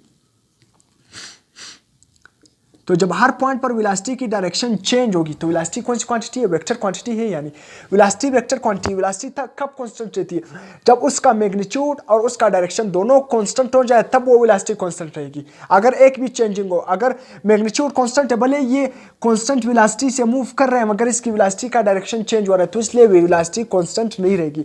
अगर मैग्नीट्यूड कांस्टेंट, डायरेक्शन वेलोसिटी का कांस्टेंट नहीं था तो वो कांस्टेंट नहीं रहेगा, उसको हम कांस्टेंट नहीं कह सकते। तो इसलिए वेक्टर क्वांटिटी के लिए अगर वेक्टर क्वांटिटी है, कोई भी क्वांटिटी, जिस तरह मोमेंटम हो गया, वेलोसिटी, अगर वेलोसिटी कांस्टेंट है तो उसको हम कह सकते हैं कि उसका डायरेक्शन और उसका मैग्नीट्यूड दोनों कांस्टेंट होने चाहिए, तब वो क्वांटिटी कांस्टेंट। तो वेलोसिटी कहता है चलो मैग्नीट्यूड हर पॉइंट पर, इस पॉइंट पर भी 30 मीटर पर सेकंड, इस पॉइंट पर भी 30, इस पॉइंट पर भी 30, इस पॉइंट पर भी 30, मगर डायरेक्शन हर बार चेंज हो रहा है। तो डायरेक्शन की चेंज होने की वजह से वेलोसिटी क्या रहेगी, चेंजिंग होगी, वेलोसिटी चेंज होगी। तो इसलिए मैग्नेटिक फोर्स चेंज किसको करेगा, अगर आपसे बोलेगा तो increase then the speed will be, speed को कभी भी चेंज नहीं करेगा, काइनेटिक एनर्जी को भी कभी भी चेंज नहीं करेगा, तो इसलिए स्पीड तो सेम रहेगी। आप मैग्नेटिक फोर्स जो मैग्नेटिक फील्ड स्ट्रेंथ है उसको 10 गुना बढ़ाओ या मैग्नेटिक फील्ड स्ट्रेंथ को कम करो, हाफ करो, उससे कोई फर्क नहीं पड़ेगा। मैग्नेटिक फील्ड स्ट्रेंथ वो कभी भी, जो मैग्नेटिक फोर्स है, आप मैग्नेटिक फील्ड स्ट्रेंथ को बढ़ाओ कम करो, magnetic force speed kinetic energy को चेंज नहीं करेगा। जबकि चेंज किसको करेगा, वेलोसिटी को चेंज कर सकता है, क्योंकि वेलोसिटी वेक्टर क्वांटिटी, वेलोसिटी की डायरेक्शन हर पॉइंट सर्कुलर पाथ में चेंज होती है। जबकि उसी तरह मोमेंटम को भी चेंज कर सकता है। मैं सिंपल मोमेंटम का सिंबल लिख रहा हूं, तो मोमेंटम को भी चेंज कर सकता है, वेलोसिटी को भी चेंज। क्यों, क्योंकि जब सर्कुलर पाथ में कोई भी पार्टिकल मूव करेगा, जब मैग्नेटिक फील्ड के साथ परपेंडिकुलर इंटर हो जाएगा तो हर पॉइंट पर वेलोसिटी का डायरेक्शन चेंज होगा, तो उसकी वजह से वेलोसिटी क्या होगी, चेंज होगी। वेलोसिटी तो चेंज कर सकता है। वेलोसिटी किस तरह चेंज कर रहा है, वेलोसिटी की डायरेक्शन हर पॉइंट पर चेंज हो रही है, तो इसलिए वेलोसिटी चेंजिंग है। वेलोसिटी को चेंज कर सकता है, मोमेंटम को चेंज कर सकता है, मोमेंटम भी वेरिएबल होगा, वेलोसिटी भी वेरिएबल होगी, मगर स्पीड और काइनेटिक एनर्जी क्या होगी, सेम रहेगी। तो इसलिए हम इसका आप स्क्रीनशॉट ले सकते हो। इसके बाद हम नेक्स्ट एमसीक्यूज क्या करेंगे, डिस्कस करेंगे। MCQs number 38, If a proton and electron are projected in uniform B, uniform B का मतलब क्या है, uniform magnetic field with the same velocity, then which particle have greater radius। आपसे पूछा है कि एक यूनिफॉर्म मैग्नेटिक फील्ड है, उसमें हम प्रोटॉन और इलेक्ट्रॉन को प्रोजेक्ट कर रहे हैं, मतलब इंटर कर रहे हैं, और उसका जो वेलोसिटी है वो भी सेम है। अब आपसे पूछा है कि किसका रेडियस ज़्यादा है। अब याद रखना है यहाँ पर चार्ज टू मास रेशियो का फिर जिक्र आ रहा है। चार्ज टू मास रेशियो का मैंने एक रिलेशन बताया था पोटेंशियल की फॉर्म में, अभी एमसीक्यूज। अब मैं Aahista Aahista charge to mass ratio के पॉसिबल तमाम रिलेशन बताऊंगा और हर रिलेशन पर एमसीक्यूज बनाऊंगा, फिर आपको याद भी होता जाएगा, सही है। आप एक साथ मैं नहीं बताऊंगा, हर रिलेशन पर एमसीक्यूज बनता भी जाएगा और आपको याद होता भी जाएगा। तो इसलिए चार्ज टू मास रेशियो, अगर कहीं वेलोसिटी का जिक्र हो और रेडियस पे आ जाए वेलोसिटी कैसे करो, तो फिर charge to mass ratio is equal to velocity divided by magnetic field into radius, ये चार्ज टू मास रेशियो। और इससे पहले मैंने एक रिलेशन बताया था चार्ज टू मास रेशियो का पोटेंशियल की फॉर्म में, charge to mass ratio is equal to ये ग्रेटर भी किसको रिप्रेजेंट कर रहा है, पोटेंशियल, नॉट वेलोसिटी, ये पोटेंशियल को रिप्रेजेंट कर रहा है, डिवाइडेड बाय मैग्नेटिक फील्ड का square, magnetic field square B का स्क्वायर इसी तरह, और रेडियस का स्क्वायर से, ये एक रिलेशन मैंने बताया था। और सेकंड रिलेशन ये आ गया स्पीड की फॉर्म में, आपसे कह रहा है कि स्पीड भी कांस्टेंट है, मतलब स्पीड भी उसका कांस्टेंट है, मैग्नेटिक फील्ड भी यूनिफॉर्म है, तो चार्ज भी तो दोनों पर चार्ज भी क्या है, इलेक्ट्रॉन और प्रोटॉन दोनों पर चार्ज क्या है, सेम है, मगर सिर्फ अपोजिट मैग्नीट्यूड में अपोजिट है, तो चार्ज भी सेम है। तो आपको नजर आ रहा है कि मास और रेडियस में कौन सा रिलेशन बन गया, मास एंड रेडियस में कौन सा रिलेशन बन गया, डायरेक्ट रिलेशन। ये आपने याद रखना है। जब वेलोसिटी क्या हो, कांस्टेंट, जब वेलोसिटी क्या हो, सेम, और मैग्नेटिक फील्ड यूनिफॉर्म हो तब, और चार्ज क्या हो, वहां पर जो दोनों पार्टिकल का चार्ज भी कांस्टेंट हो, तब याद रखना mass is directly proportional to radius, mass is directly proportional to radius. अब आपको पता है कि किसका मास ज्यादा है, प्रोटॉन का मास ज्यादा है और इलेक्ट्रॉन, जिसका मास ज्यादा है उसका रेडियस भी ज्यादा, सिंपल रिलेशन। तो आपको पता भी है कि प्रोटॉन का मास ज्यादा है, प्रोटॉन का मास ज्यादा है एज कंपेयर टू इलेक्ट्रॉन, तो इसलिए प्रोटॉन का रेडियस भी क्या होगा, ज्यादा होगा एज कंपेयर टू किसका, एज कंपेयर टू इलेक्ट्रॉन। क्यों, क्योंकि प्रोटॉन का मास ज्यादा है, प्रोटॉन का क्या है, प्रोटॉन का मास ज्यादा है एज कंपेयर टू इलेक्ट्रॉन, तो जिसका मास ज्यादा उसका रेडियस भी ज्यादा, तो इसलिए प्रोटॉन का मास ज्यादा है इलेक्ट्रॉन से, तो इसलिए प्रोटॉन का रेडियस भी क्या होगा, ज्यादा होगा। तो कौन सा ऑप्शन करेक्ट होगा, radius of proton is greater than radius of electron. बाकी जाने की जरूरत है ही नहीं, यहाँ पर सारे इक्वल तो हो ही नहीं सकता, इलेक्ट्रॉन का ज्यादा हो नहीं सकता, तो इसलिए option A is the correct one. इसके बाद MCQ number 39, N electron proton alpha particle, ये क्या है, डी पार्टिकल नहीं, ये क्या है, अल्फा पार्टिकल। तो अल्फा पार्टिकल इस तरह भी alpha particle, C alpha particle and neutron, और neutron enter in the magnetic field, आप मैग्नेटिक फील्ड में वो इंटर हो गए। Which particle has greater e और एम रेशियो, किस पार्टिकल का charge to mass ratio greater होगा। तो सबसे पहले आपने याद रखना कि उस पार्टिकल का चार्ज टू मास रेशियो ज्यादा होगा जिसका मास कम। किस, मैंने क्या बताया कि चार्ज टू मास रेशियो किसका ज्यादा होगा, जिसका मास कम उसका चार्ज टू मास रेशियो क्या होगा, ग्रेटर, जिसका मास कम उसका ई और एम रेशियो क्या होगा, ग्रेटर होगा, ई एम और एम रेशियो क्या होगा, ग्रेटर। तो सबसे पहले मैं न्यूट्रॉन से स्टार्ट करता हूँ। चार्ज टू मास रेशियो अगर मैं न्यूट्रॉन का फाइंड करूँ तो वैसे न्यूट्रॉन का चार्ज टू मास रेशियो तो जीरो आता है, क्योंकि न्यूट्रॉन पर चार्ज क्या होता है, जीरो, भले उसका मास तो ज्यादा है, मास ज्यादा है, ठीक है, इलेक्ट्रॉन प्रोटॉन से उसका मास ज्यादा है, मगर उसका चार्ज जीरो, तो जब आप जीरो को समथिंग से डिवाइड करोगे तो उसका आंसर भी क्या आएगा, जीरो। तो न्यूट्रॉन का तो चार्ज टू मास रेशियो क्या है, जीरो। अब इसके बाद इलेक्ट्रॉन, प्रोटॉन, अल्फा पार्टिकल और न्यूट्रॉन, ये क्या है, एन मतलब न्यूट्रॉन का charge to mass ratio, alpha particle का charge to mass ratio, proton का चार्ज टू मास रेशियो और इलेक्ट्रॉन। याद रखना सबसे ज्यादा चार्ज टू मास रेशियो किसका ज्यादा है, इलेक्ट्रॉन का, क्योंकि सबसे ज्यादा कम मास किसका है, इलेक्ट्रॉन का। तो इलेक्ट्रॉन का चार्ज टू मास क्या है, ज्यादा है एज कंपेयर टू प्रोटॉन। क्यों, क्योंकि इलेक्ट्रॉन का मास कम, मैंने अभी बताया था जिसका मास कम उसका चार्ज टू मास रेशियो ज्यादा। तो सबसे इन चारों पार्टिकल में इलेक्ट्रॉन का मास सबसे कम है, तो इसलिए इलेक्ट्रॉन का mass charge to mass ratio, not mass to charge, charge to mass ratio सबसे ज्यादा होगा। फिर प्रोटॉन का मास कम है सेकंड नंबर पर, तो फिर सेकंड नंबर पर प्रोटॉन का चार्ज टू मास रेशियो ज्यादा होगा। फिर थर्ड नंबर पर किसका होगा, चार्ज टू मास रेशियो ज्यादा होगा, अल्फा पार्टिकल पर ज्यादा होगा चार्ज टू मास रेशियो, उसका मास क्या है, कम। और फोर्थ में फिर किसका होगा, न्यूट्रॉन का। न्यूट्रॉन का तभी से ही क्या है, आप कह सकते हो कि न्यूट्रॉन का क्या है, zero, charge to mass ratio क्या है, जीरो। ये तो बिल्कुल कंपटीशन से ही बाहर हो गया, उसका क्या है, बिल्कुल जीरो ही है। तो करेक्ट ऑप्शन क्या बन गया, ए। करेक्ट ऑप्शन क्या हो गया, बन। तो great lesser the mass greater will be the charge to mass ratio, ये आपने याद रखना है। ये बाकी इसका ऑप्शन करेक्ट हो गया 39। इसके बाद 14 की उसका, A proton is moving to west, एक प्रोटॉन है वो वेस्ट की तरफ जा रहा है in uniform magnetic field, B का मतलब क्या है, magnetic field, and B is also toward west, और magnetic field B, magnetic field का डायरेक्शन भी वेस्ट की तरफ है। Then particle well unaffected, particle unaffected रहेगा, सर्कुलर मोमेंट सर्कुलर पाथ में मूव करेगा, इंक्रीजिंग स्पीड से मूव करेगा, डिक्रीजिंग स्पीड से मूव करेगा।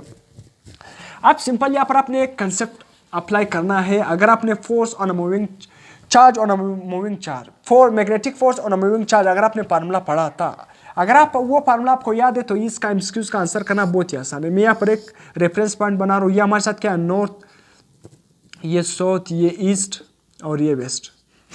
क्या कह रहा है, proton is moving to west, proton क्या है, वेस्ट की तरफ जा रहे हैं, प्रोटॉन क्या है, वेस्ट की तरफ। ये प्रोटॉन का डायरेक्शन है। और फिर कह रहा है magnetic B is also toward west, और मैग्नेटिक फील्ड का डायरेक्शन भी क्या है, वेस्ट की तरफ। बी का डायरेक्शन भी क्या है, वेस्ट की तरफ है। अब आप मैं आपसे पूछूं कि जब मैग्नेटिक फील्ड और चार्ज पार्टिकल दोनों क्या हो एक ही डायरेक्शन में, मतलब मैग्नेटिक फील्ड क्या है, जो प्रोटॉन पार्टिकल है वो इस तरफ आ रहे हैं, तो प्रोटॉन पार्टिकल की वेलोसिटी मतलब मोशन क्या है, वेलोसिटी है ये, मतलब प्रोटॉन पार्टिकल इस तरफ आ रहा है तो कुछ स्पीड से आ रहा है, और मैग्नेटिक फील्ड भी इसी डायरेक्शन में। तो वी और बी जब मैग्नेटिक फील्ड और वेलोसिटी पैरेलल हो जाए, क्या हो जाए, पैरेलल हो जाए, तो उसके दरमियान थीटा क्या होता है, जीरो। जब थीटा जीरो हो तो उस पर मैग्नेटिक फोर्स क्या लगता है, जीरो लगता है। मैग्नेटिक फोर्स क्या लिखता है, जीरो। तो वो चार्ज पार्टिकल बिल्कुल स्ट्रेट आए। क्यों, आपको मैंने बताया था कि if magnetic force is equal to Q V B sine theta.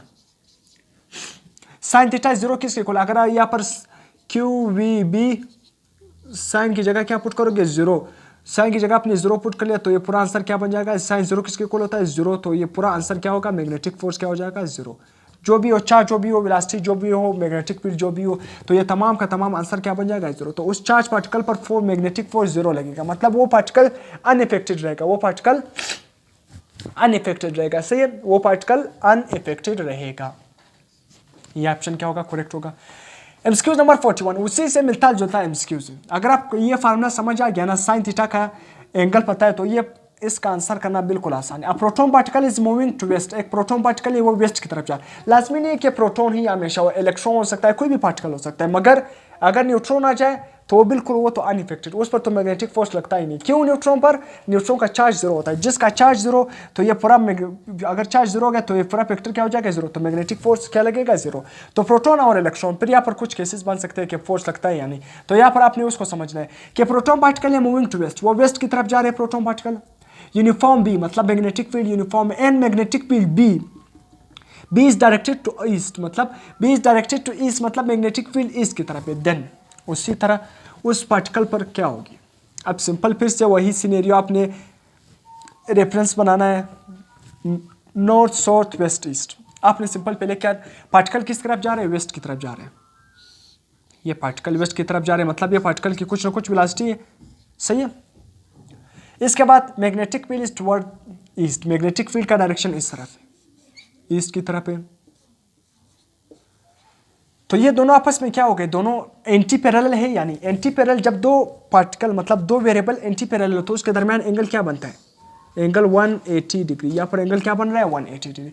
तो मैग्नेटिक फोर्स इस पर क्या लगेगा, मतलब वो पार्टिकल अगर मैग्नेटिक फोर्स उस पर लगेगा तो उसका पाथ चेंज होगा, या तो स्ट्रेट, या तो कर्व, या तो इंक्रीजिंग डिक्रीजिंग।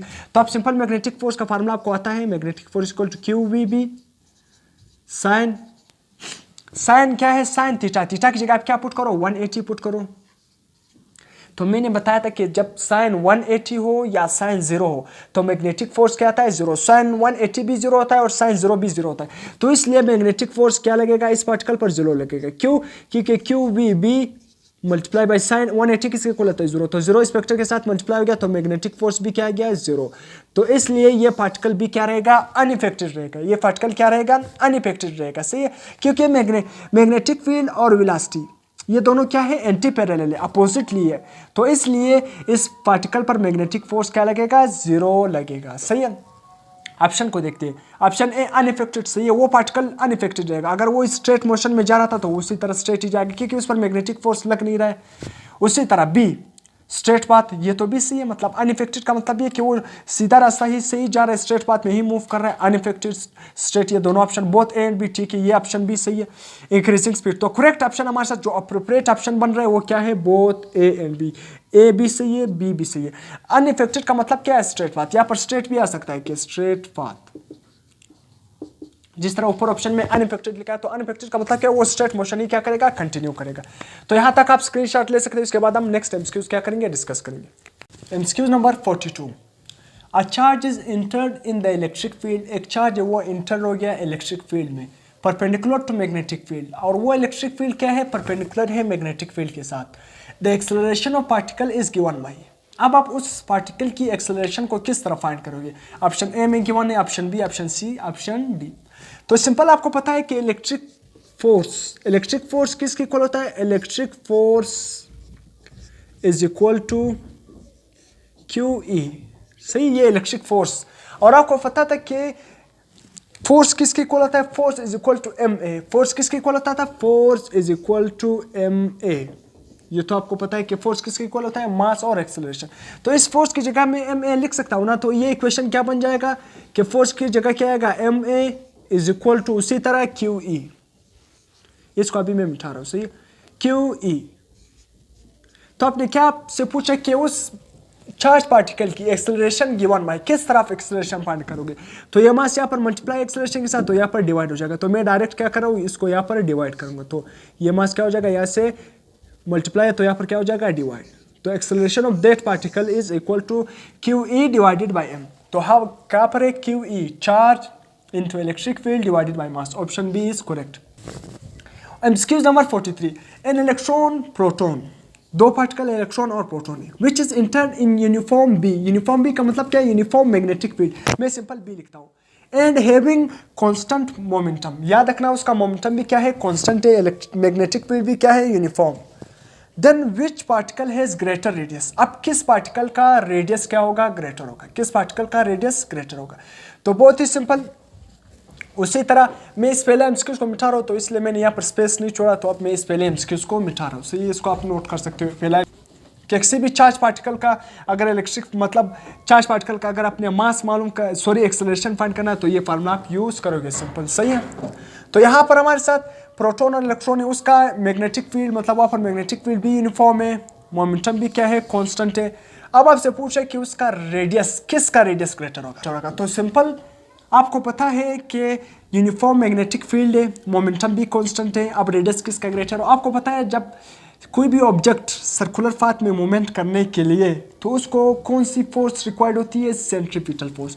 तो centripetal force is equal to magnetic force. Centripetal force किसके इक्वल है? Magnetic force. जब कोई भी ऑब्जेक्ट यूनिफॉर्म मैग्नेटिक फील्ड में डिफ्लेक्ट होकर सर्कुलर पाथ में मोशन करता है, तो आपको पता है कि वो सर्कुलर पाथ में जो मोशन कर रहा है, वहाँ पर मैग्नेटिक फोर्स मतलब सेंट्रीपिटल फोर्स कौन प्रोवाइड कर रहा है? वहाँ पर सेंट्रीपिटल फोर्स की तरह कौन एक्ट कर रहा है? Magnetic force. सही।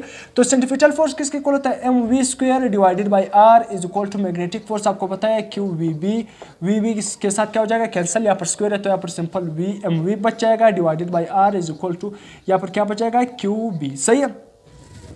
आपसे पूछ रहा है कि रेडियाई किसका ग्रेटर होगा, तो हम रेडियस के लिए मैं रेशियो बना रहा हूँ, तो रेडियस उस साइड पे शिफ्ट हो जाएगा। तो simple radius is equal to क्या हो जाएगा?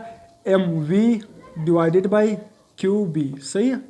तो एम वी किसके इक्वल? आपको पता है कि momentum is equal to M V. तो एम वी की जगह मैं क्या लिखूंगा? पी लिखूंगा, मोमेंटम। सही है। तो radius is equal to momentum divided by Q B. सही है। आपसे क्या पूछ रहे हैं?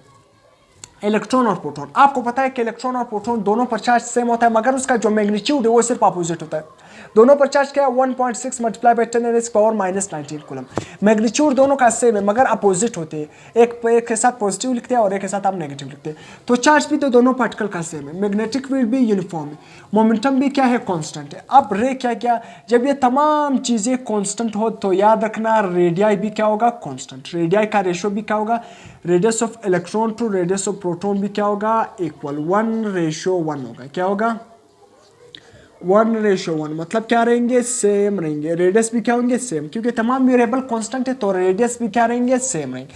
तो इसलिए कौन सा ऑप्शन करेक्ट होगा? Option A, radius of electron is equal to radius of proton. इसके MCQ number 44, particles moving slower than the speed. Particle slower move कर रहा है, सही है, then the speed will deflect in the direction of.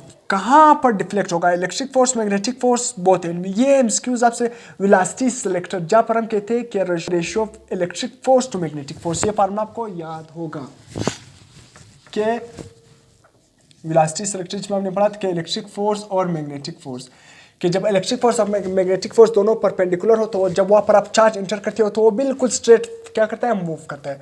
तो ये formula आपको याद होगा। सही है। अब यहाँ पर आपसे पूछ रहे हैं कि उसकी जब स्पीड क्या होगी? स्लो। स्पीड क्या होगी? कम। स्पीड जब कम होगी तो वो कहाँ पर डिफ्लेक्ट होगा? जब स्पीड कम होगी, मतलब इसको मैं इस तरह भी लिख सकता हूँ, स्पीड क्या है? कम। जब स्पीड कम होगी तो वो पार्टिकल किसकी तरफ डिफ्लेक्ट करेगा?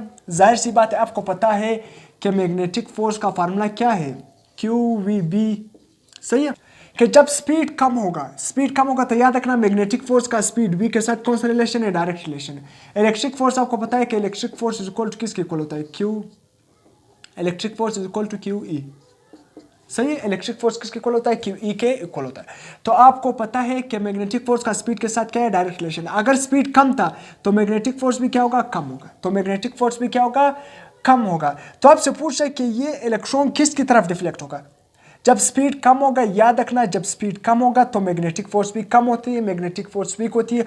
तो वो चार्ज पार्टिकल किसकी तरफ डिफ्लेक्ट करता है? वो charge particle electric field, electric force, मतलब वहां पर क्या है? इलेक्ट्रिक फोर्स ग्रेटर होता है, तो वो चार्ज पार्टिकल इलेक्ट्रिक फोर्स की वजह से क्या होता है? डिफ्लेक्ट होता है। किस फोर्स की वजह से डिफ्लेक्ट होता है?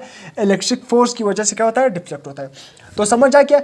आपसे पूछ रहे हैं कि जब कोई भी पार्टिकल वहां पर उसकी स्पीड कम हो जाए तो वो पार्टिकल किस की तरफ डिफ्लेक्ट करेगा? किस की तरफ, मतलब किस फोर्स की डायरेक्शन में डिफ्लेक्ट करेगा? सिंपल ये पूछ रहा है, किस फोर्स की डायरेक्शन में डिफ्लेक्ट करेगा?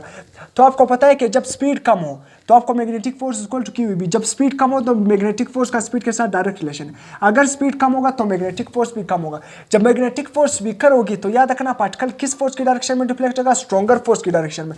तो इलेक्ट्रिक फोर्स स्ट्रॉन्गर होगी तो जो पार्टिकल्स है वो भी मैग्नेटिक, मतलब इलेक्ट्रिक फोर्स की डायरेक्शन में क्या हो जाएगा? डिफ्लेक्ट होगा। इलेक्ट्रिक फोर्स की डायरेक्शन में डिफ्लेक्ट होगा। सही, ये समझ आ गया? Option A.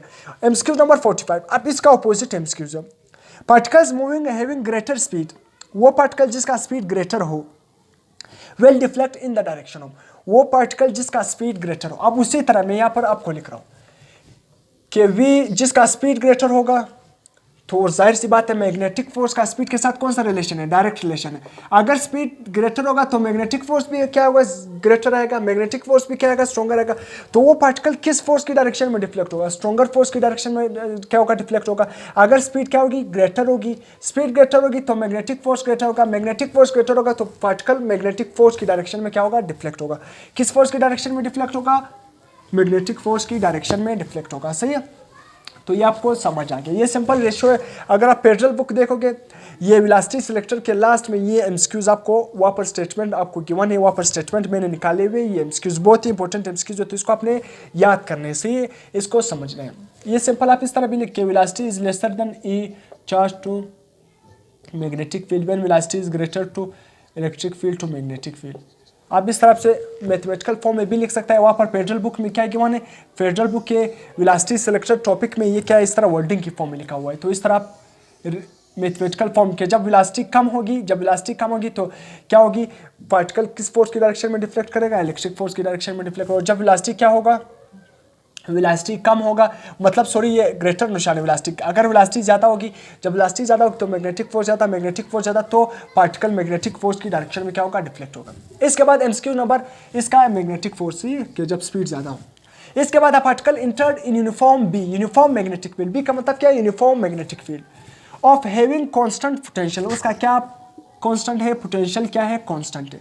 Then mass of particle is directly proportional to, आपसे पूछा जब मैग्नेटिक फील्ड यूनिफॉर्म हो, पोटेंशियल क्या हो? कांस्टेंट हो, तब उस पार्टिकल का मास डायरेक्ट प्रोपोर्शनल होगा किसके साथ? Square of the radius. First option. B option में सिंपल रेडियस, डी ऑप्शन में पोटेंशियल, सॉरी सी ऑप्शन में पोटेंशियल और डी ऑप्शन में नन। तो यहाँ पर आपको अब किस चार्ज टू मास रेशियो का हेल्प लेना होगा? Charge to mass ratio is equal to 2 into potential divided by B square और आर स्क्वायर, मैग्नेटिक फील्ड का स्क्वायर और रेडियस का स्क्वायर। ये charge to mass ratio in term of potential. ये क्या है? पोटेंशियल, ये स्पीड नहीं है। तो आपसे पूछा कि पोटेंशियल भी कांस्टेंट, मैग्नेटिक फील्ड भी कांस्टेंट, उस पार्टिकल का जो चार्ज है वो भी क्या होगा? कांस्टेंट होगा। तो एक चार्ज चेंज नहीं होगा जिस पार्टिकल पर चार्ज होता है, मतलब कोई इलेक्ट्रॉन होगा या प्रोटॉन होगा। अब आपसे पूछे कि मास का रेडियस के साथ कौन सा रिलेशन होगा? आपको नजर भी आ रहा है कि मास इज डायरेक्टली प्रोपोर्शनल। आपको ये नहीं नजर? Mass is directly proportional to the square of the radius.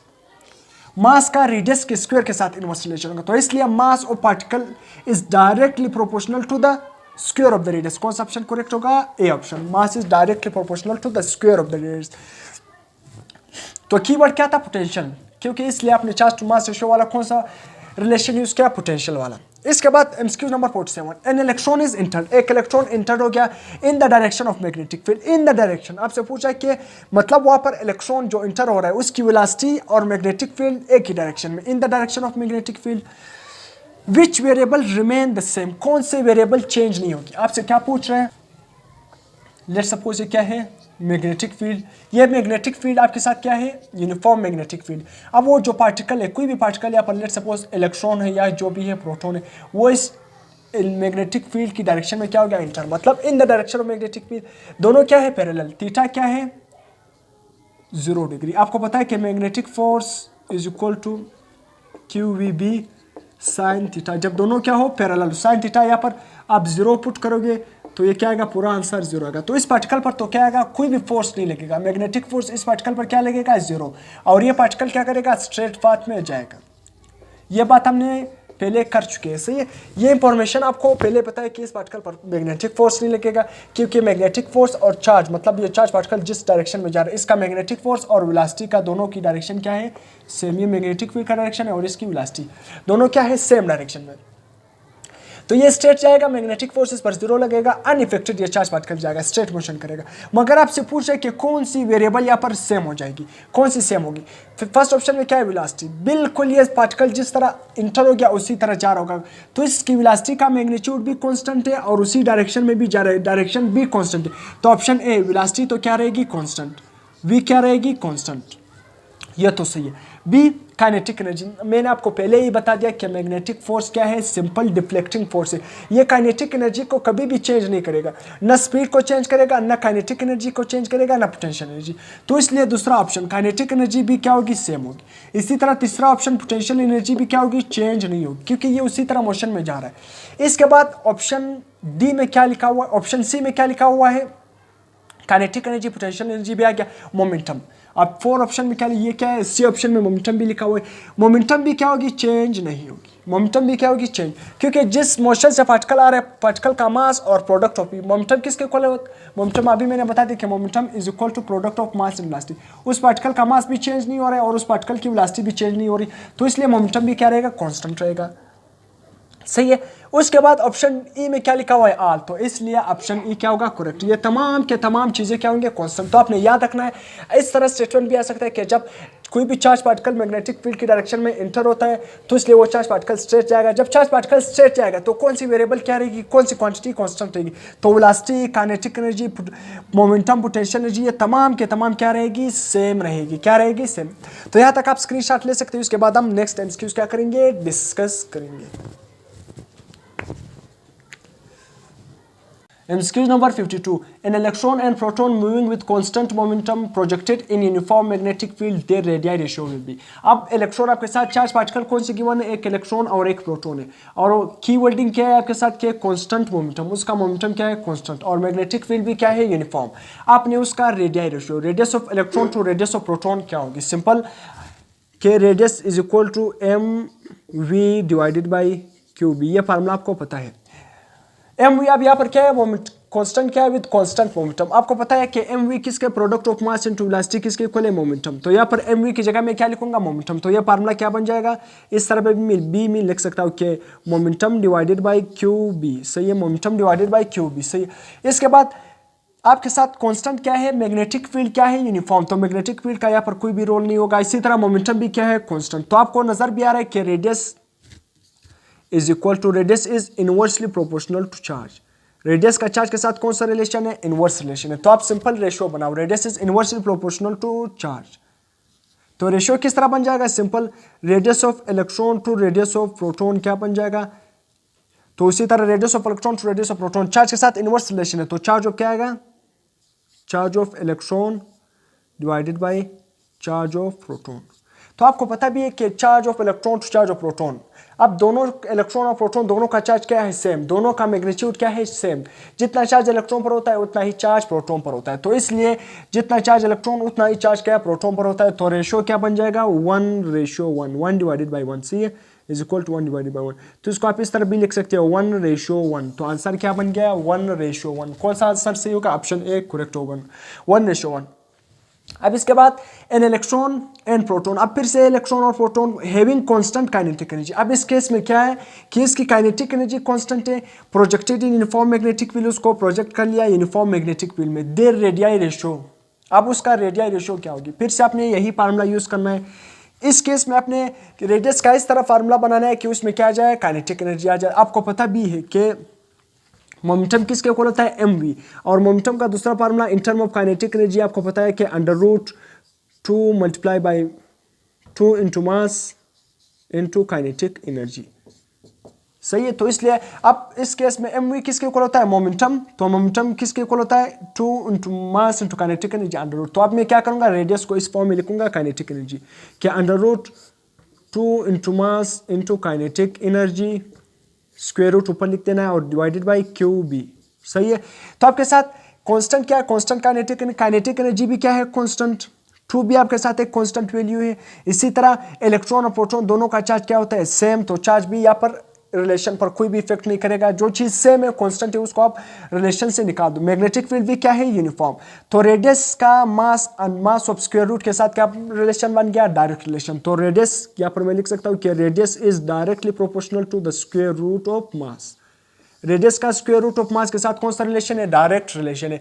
तो अब radii ratio electron to proton का रेडियाई रेशियो किसके इक्वल होगा, जब आपके साथ काइनेटिक एनर्जी भी कांस्टेंट है, 2 तो एक कांस्टेंट वैल्यू, चार्ज भी दोनों का सेम है, मैग्नेटिक फील्ड भी यूनिफॉर्म है। रेडियस का स्क्वायर रूट ऑफ मास के साथ कौन सा रिलेशन है, डायरेक्ट रिलेशन। तो यहां पर आप रेशियो लिखो, अभी इसको मैं क्या कर रहा हूं, मिटा रहा हूं। तो यहां पर आप रेशियो, सिंपल रेशियो किस तरह बन जाएगा कि radius of electron to radius of proton is equal to क्या बन जाएगा, √ of mass of electron to mass of proton.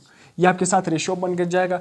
आपके साथ ऑप्शन ए में square root of mass of electron to mass of proton, B में तो option A क्या होगा, करेक्ट वन होगा। क्या है आपके साथ, square root of mass of electron to mass of proton, option A आपके साथ क्या होगा, करेक्ट होगा। आप इसको वर्डिंग की फॉर्म में भी सोल्व करते हैं। मास ऑफ इलेक्ट्रॉन क्या है आपके साथ, मास ऑफ इलेक्ट्रॉन की वैल्यू पुट करो, इसी तरह मास ऑफ प्रोटॉन दोनों को डिवाइड करो, फिर स्क्वायर रूट ले लो।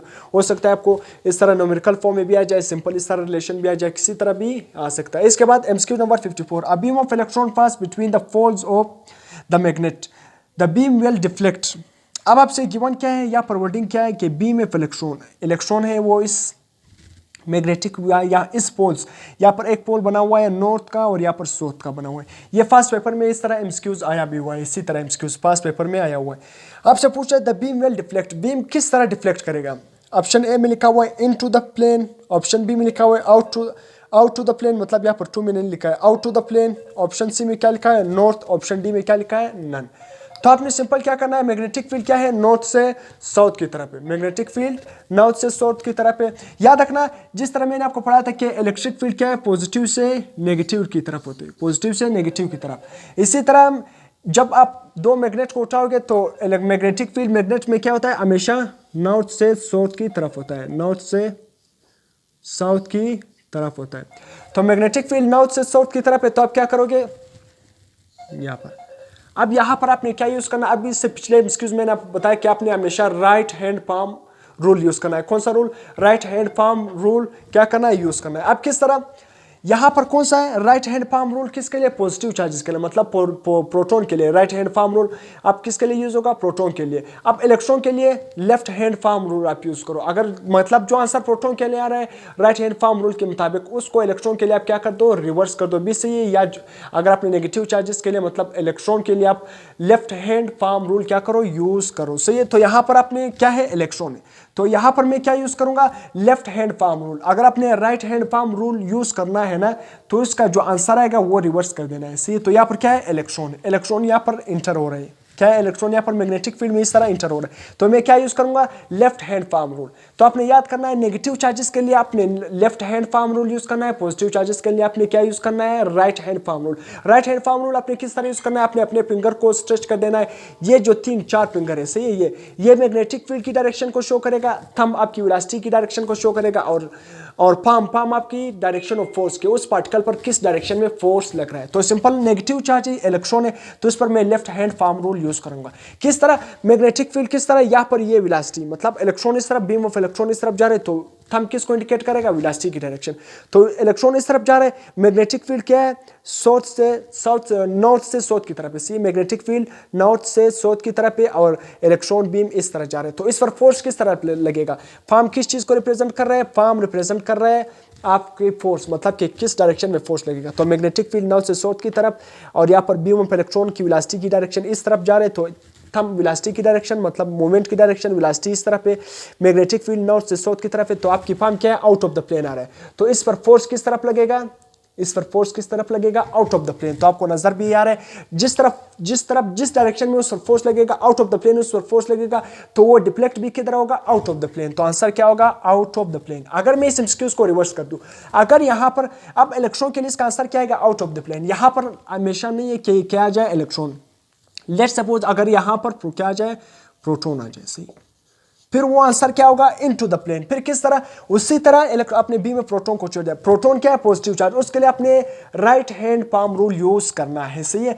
अब किस तरह, मैग्नेटिक फील्ड क्या है, मैग्नेटिक फील्ड जो ये क्या है, अपने उसी तरफ जो पॉजिटिव चार्ज इसकी वेलोसिटी की डायरेक्शन इस तरफ, और मैग्नेटिक फील्ड क्या है, नॉर्थ से साउथ की तरफ, और ये क्या है उसकी मूवमेंट की डायरेक्शन, वेलोसिटी की डायरेक्शन इस तरफ जा रहा है, वो मूव इस तरफ करे तो थंब आपकी वेलोसिटी की डायरेक्शन को शो करेगा। और अपने जो मिडिल फिंगर है ये क्या है, आपने इस तरह स्ट्रेच कर देना है मैग्नेटिक फील्ड नॉर्थ से साउथ की तरफ, और ये आपके क्या है, वेलोसिटी की डायरेक्शन। और फॉर्म क्या आ रहा है, into the plane, into the plane आ रहा है। तो इस फोर्स किस तरफ लगेगा, इनटू द प्लेन, और ये डिफ्लेक्ट भी क्या होगा, इनटू द प्लेन। क्या है, पाम इस तरह अंदर की तरफ आ रहे हैं, तो क्या है, अंदर की तरफ इस तरह आ रहा है, तो फोर्स भी क्या आएगा, इनटू द प्लेन लगेगा इस पर। अगर प्रोटॉन आ जाए तो फिर इनटू द प्लेन, अगर इलेक्ट्रॉन आ जाए तो आउट ऑफ द प्लेन, सही है। तो डिफ्लेक्ट किस तरफ होगा, आउट ऑफ द प्लेन, या सिंपल उस पर force out of the plane लगेगा या इनटू द प्लेन लगेगा, सही है। तो इसको आपने अच्छी तरह समझ लेना है, अक्सर इस तरह एमसीक्यूज आते भी हैं। तो अपने पॉजिटिव चार्जेस के लिए right hand palm rule, negative charges के लिए left hand palm rule use करना है। MCQ number 55, electron and proton are projected in uniform magnetic field. Electron और प्रोटॉन उसको प्रोजेक्ट कर लिया यूनिफॉर्म मैग्नेटिक फील्ड में, हैविंग कांस्टेंट वेलोसिटी। अब यहां पर अपने की वर्ड को समझना है कि उसकी वेलोसिटी कांस्टेंट है। द फोर्स एक्ट मिनिमम 8, किस पार्टिकल पर मिनिमम फोर्स लगेगा। अब यहां पर कौन सा कंसेप्ट यूज होगा, अब यहां पर कंसेप्ट यूज होगा, इसलिए मैंने यहां पर ये एमसीक्यूज डाल दिया ना कि आपको force on a moving charge, किसी भी मूविंग चार्ज पर जो मैग्नेटिक फोर्स लगता है उसका भी थोड़ा कंसेप्ट फिर से आ जाए। क्या गिवन है कि क्या सेम है इलेक्ट्रॉन और प्रोटॉन की, उसकी जो कांस्टेंट दोनों की वेलोसिटी क्या है, कांस्टेंट है। अब उस पर फोर्स क्या करेगा, किस पर फोर्स मैक्सिमम एक्ट करेगा, या किस पर, यहाँ पर क्या लिखा हुआ है, मिनिमम फोर्स किस पर एक्ट करेगा। तो सिंपल आपने समझना है, एक रूल मैंने आपको बताया था कि magnetic force is equal to Q V B sine theta. आपको पता भी है कि दोनों की वेलोसिटी सेम, v क्या है, कांस्टेंट, मैग्नेटिक फील्ड क्या है, यूनिफॉर्म। तो जो चीज कांस्टेंट होगी वो उस रिलेशन में कोई भी इफेक्ट नहीं डालता, तो उसको आप कैंसिल कर दो, उसको आप निकाल दो। दोनों का चार्ज भी क्या है, सेम, दोनों का चार्ज भी क्या है, सेम। जब चार्ज दोनों का सेम तो मैग्नेटिक फील्ड मैग्नेटिक फोर्स भी दोनों पर क्या लगेगा, सेम, इलेक्ट्रॉन और प्रोटॉन पर सेम लगेगा, क्योंकि वेलोसिटी सेम। जब वेलोसिटी दोनों की सेम तो मैग्नेटिक फील्ड भी तो यूनिफॉर्म है, चार्ज भी दोनों का सेम है। एंगल भी क्या है, यहाँ पर गिवन नहीं है, मतलब एंगल भी क्या है, 190 डिग्री पर दोनों को प्रोजेक्ट कर दिया। तो याद रखना, फिर इसका मतलब ये है कि मैग्नेटिक फोर्स भी क्या है, दोनों पर सेम लगेगा। दोनों पर क्या लगेगा, सेम, किसी पर कम नहीं लगेगा न किसी पर ज्यादा। तो दोनों पर force will be same on both, दोनों पर क्या होगी, फोर्स क्या होगी, सेम होगी। आंसर ए ऑप्शन हो। इसके बाद MCQ number 56, the velocity of electron will be in the 40 micro Tesla. आपके साथ velocity of the electron will be, आपसे पूछा क्या है कि वेलोसिटी ऑफ इलेक्ट्रॉन क्या होगी, in the 40 micro tesla of magnetic field. आपको magnetic field 40 micro tesla given है and 40 micro newton per coulomb electric field given है। आपको सिंपल यहाँ पर वेलोसिटी सिलेक्टर का जो एक फार्मूला था कि velocity is equal to electric field to magnetic field, ये फार्मूला आपने यूज करना है। वहां पर आपको इलेक्ट्रिक फील्ड भी गिवन है, मैग्नेटिक फील्ड भी गिवन है, तो आपने सिंपल इन दोनों का रेशियो फाइंड करना है। मतलब आपने क्या करना है, वेलोसिटी फाइंड करना है, वेलोसिटी फाइंड करना है। सिंपल इलेक्ट्रिक फील्ड कितना है, 40 माइक्रो न्यूटन पर कूलम, सही है। और नीचे क्या है, मैग्नेटिक फील्ड आपके साथ क्या है, वो भी क्या है, 40 माइक्रो। यूनिट आप लिख दो, सही है, क्या है, टेस्ला, और यहाँ पर क्या है, न्यूटन पर कूलम। तो माइक्रो के साथ कैंसिल हो गया, 40 के साथ कैंसिल हो गया। आंसर आपके साथ क्या है, क्या 1। आंसर क्या है, क्या 1 मीटर पर सेकेंड। वेलोसिटी का यूनिट क्या है, 1 मीटर पर सेकेंड। 1 मीटर पर सेकेंड इसका क्या बन गया, आंसर बन गया। तो करेक्ट ऑप्शन ए इसका होगा। आप इसका स्क्रीनशॉट ले सकते हैं, उसके बाद हम और एमसीक्यूज क्या करेंगे, डिस्कस करेंगे।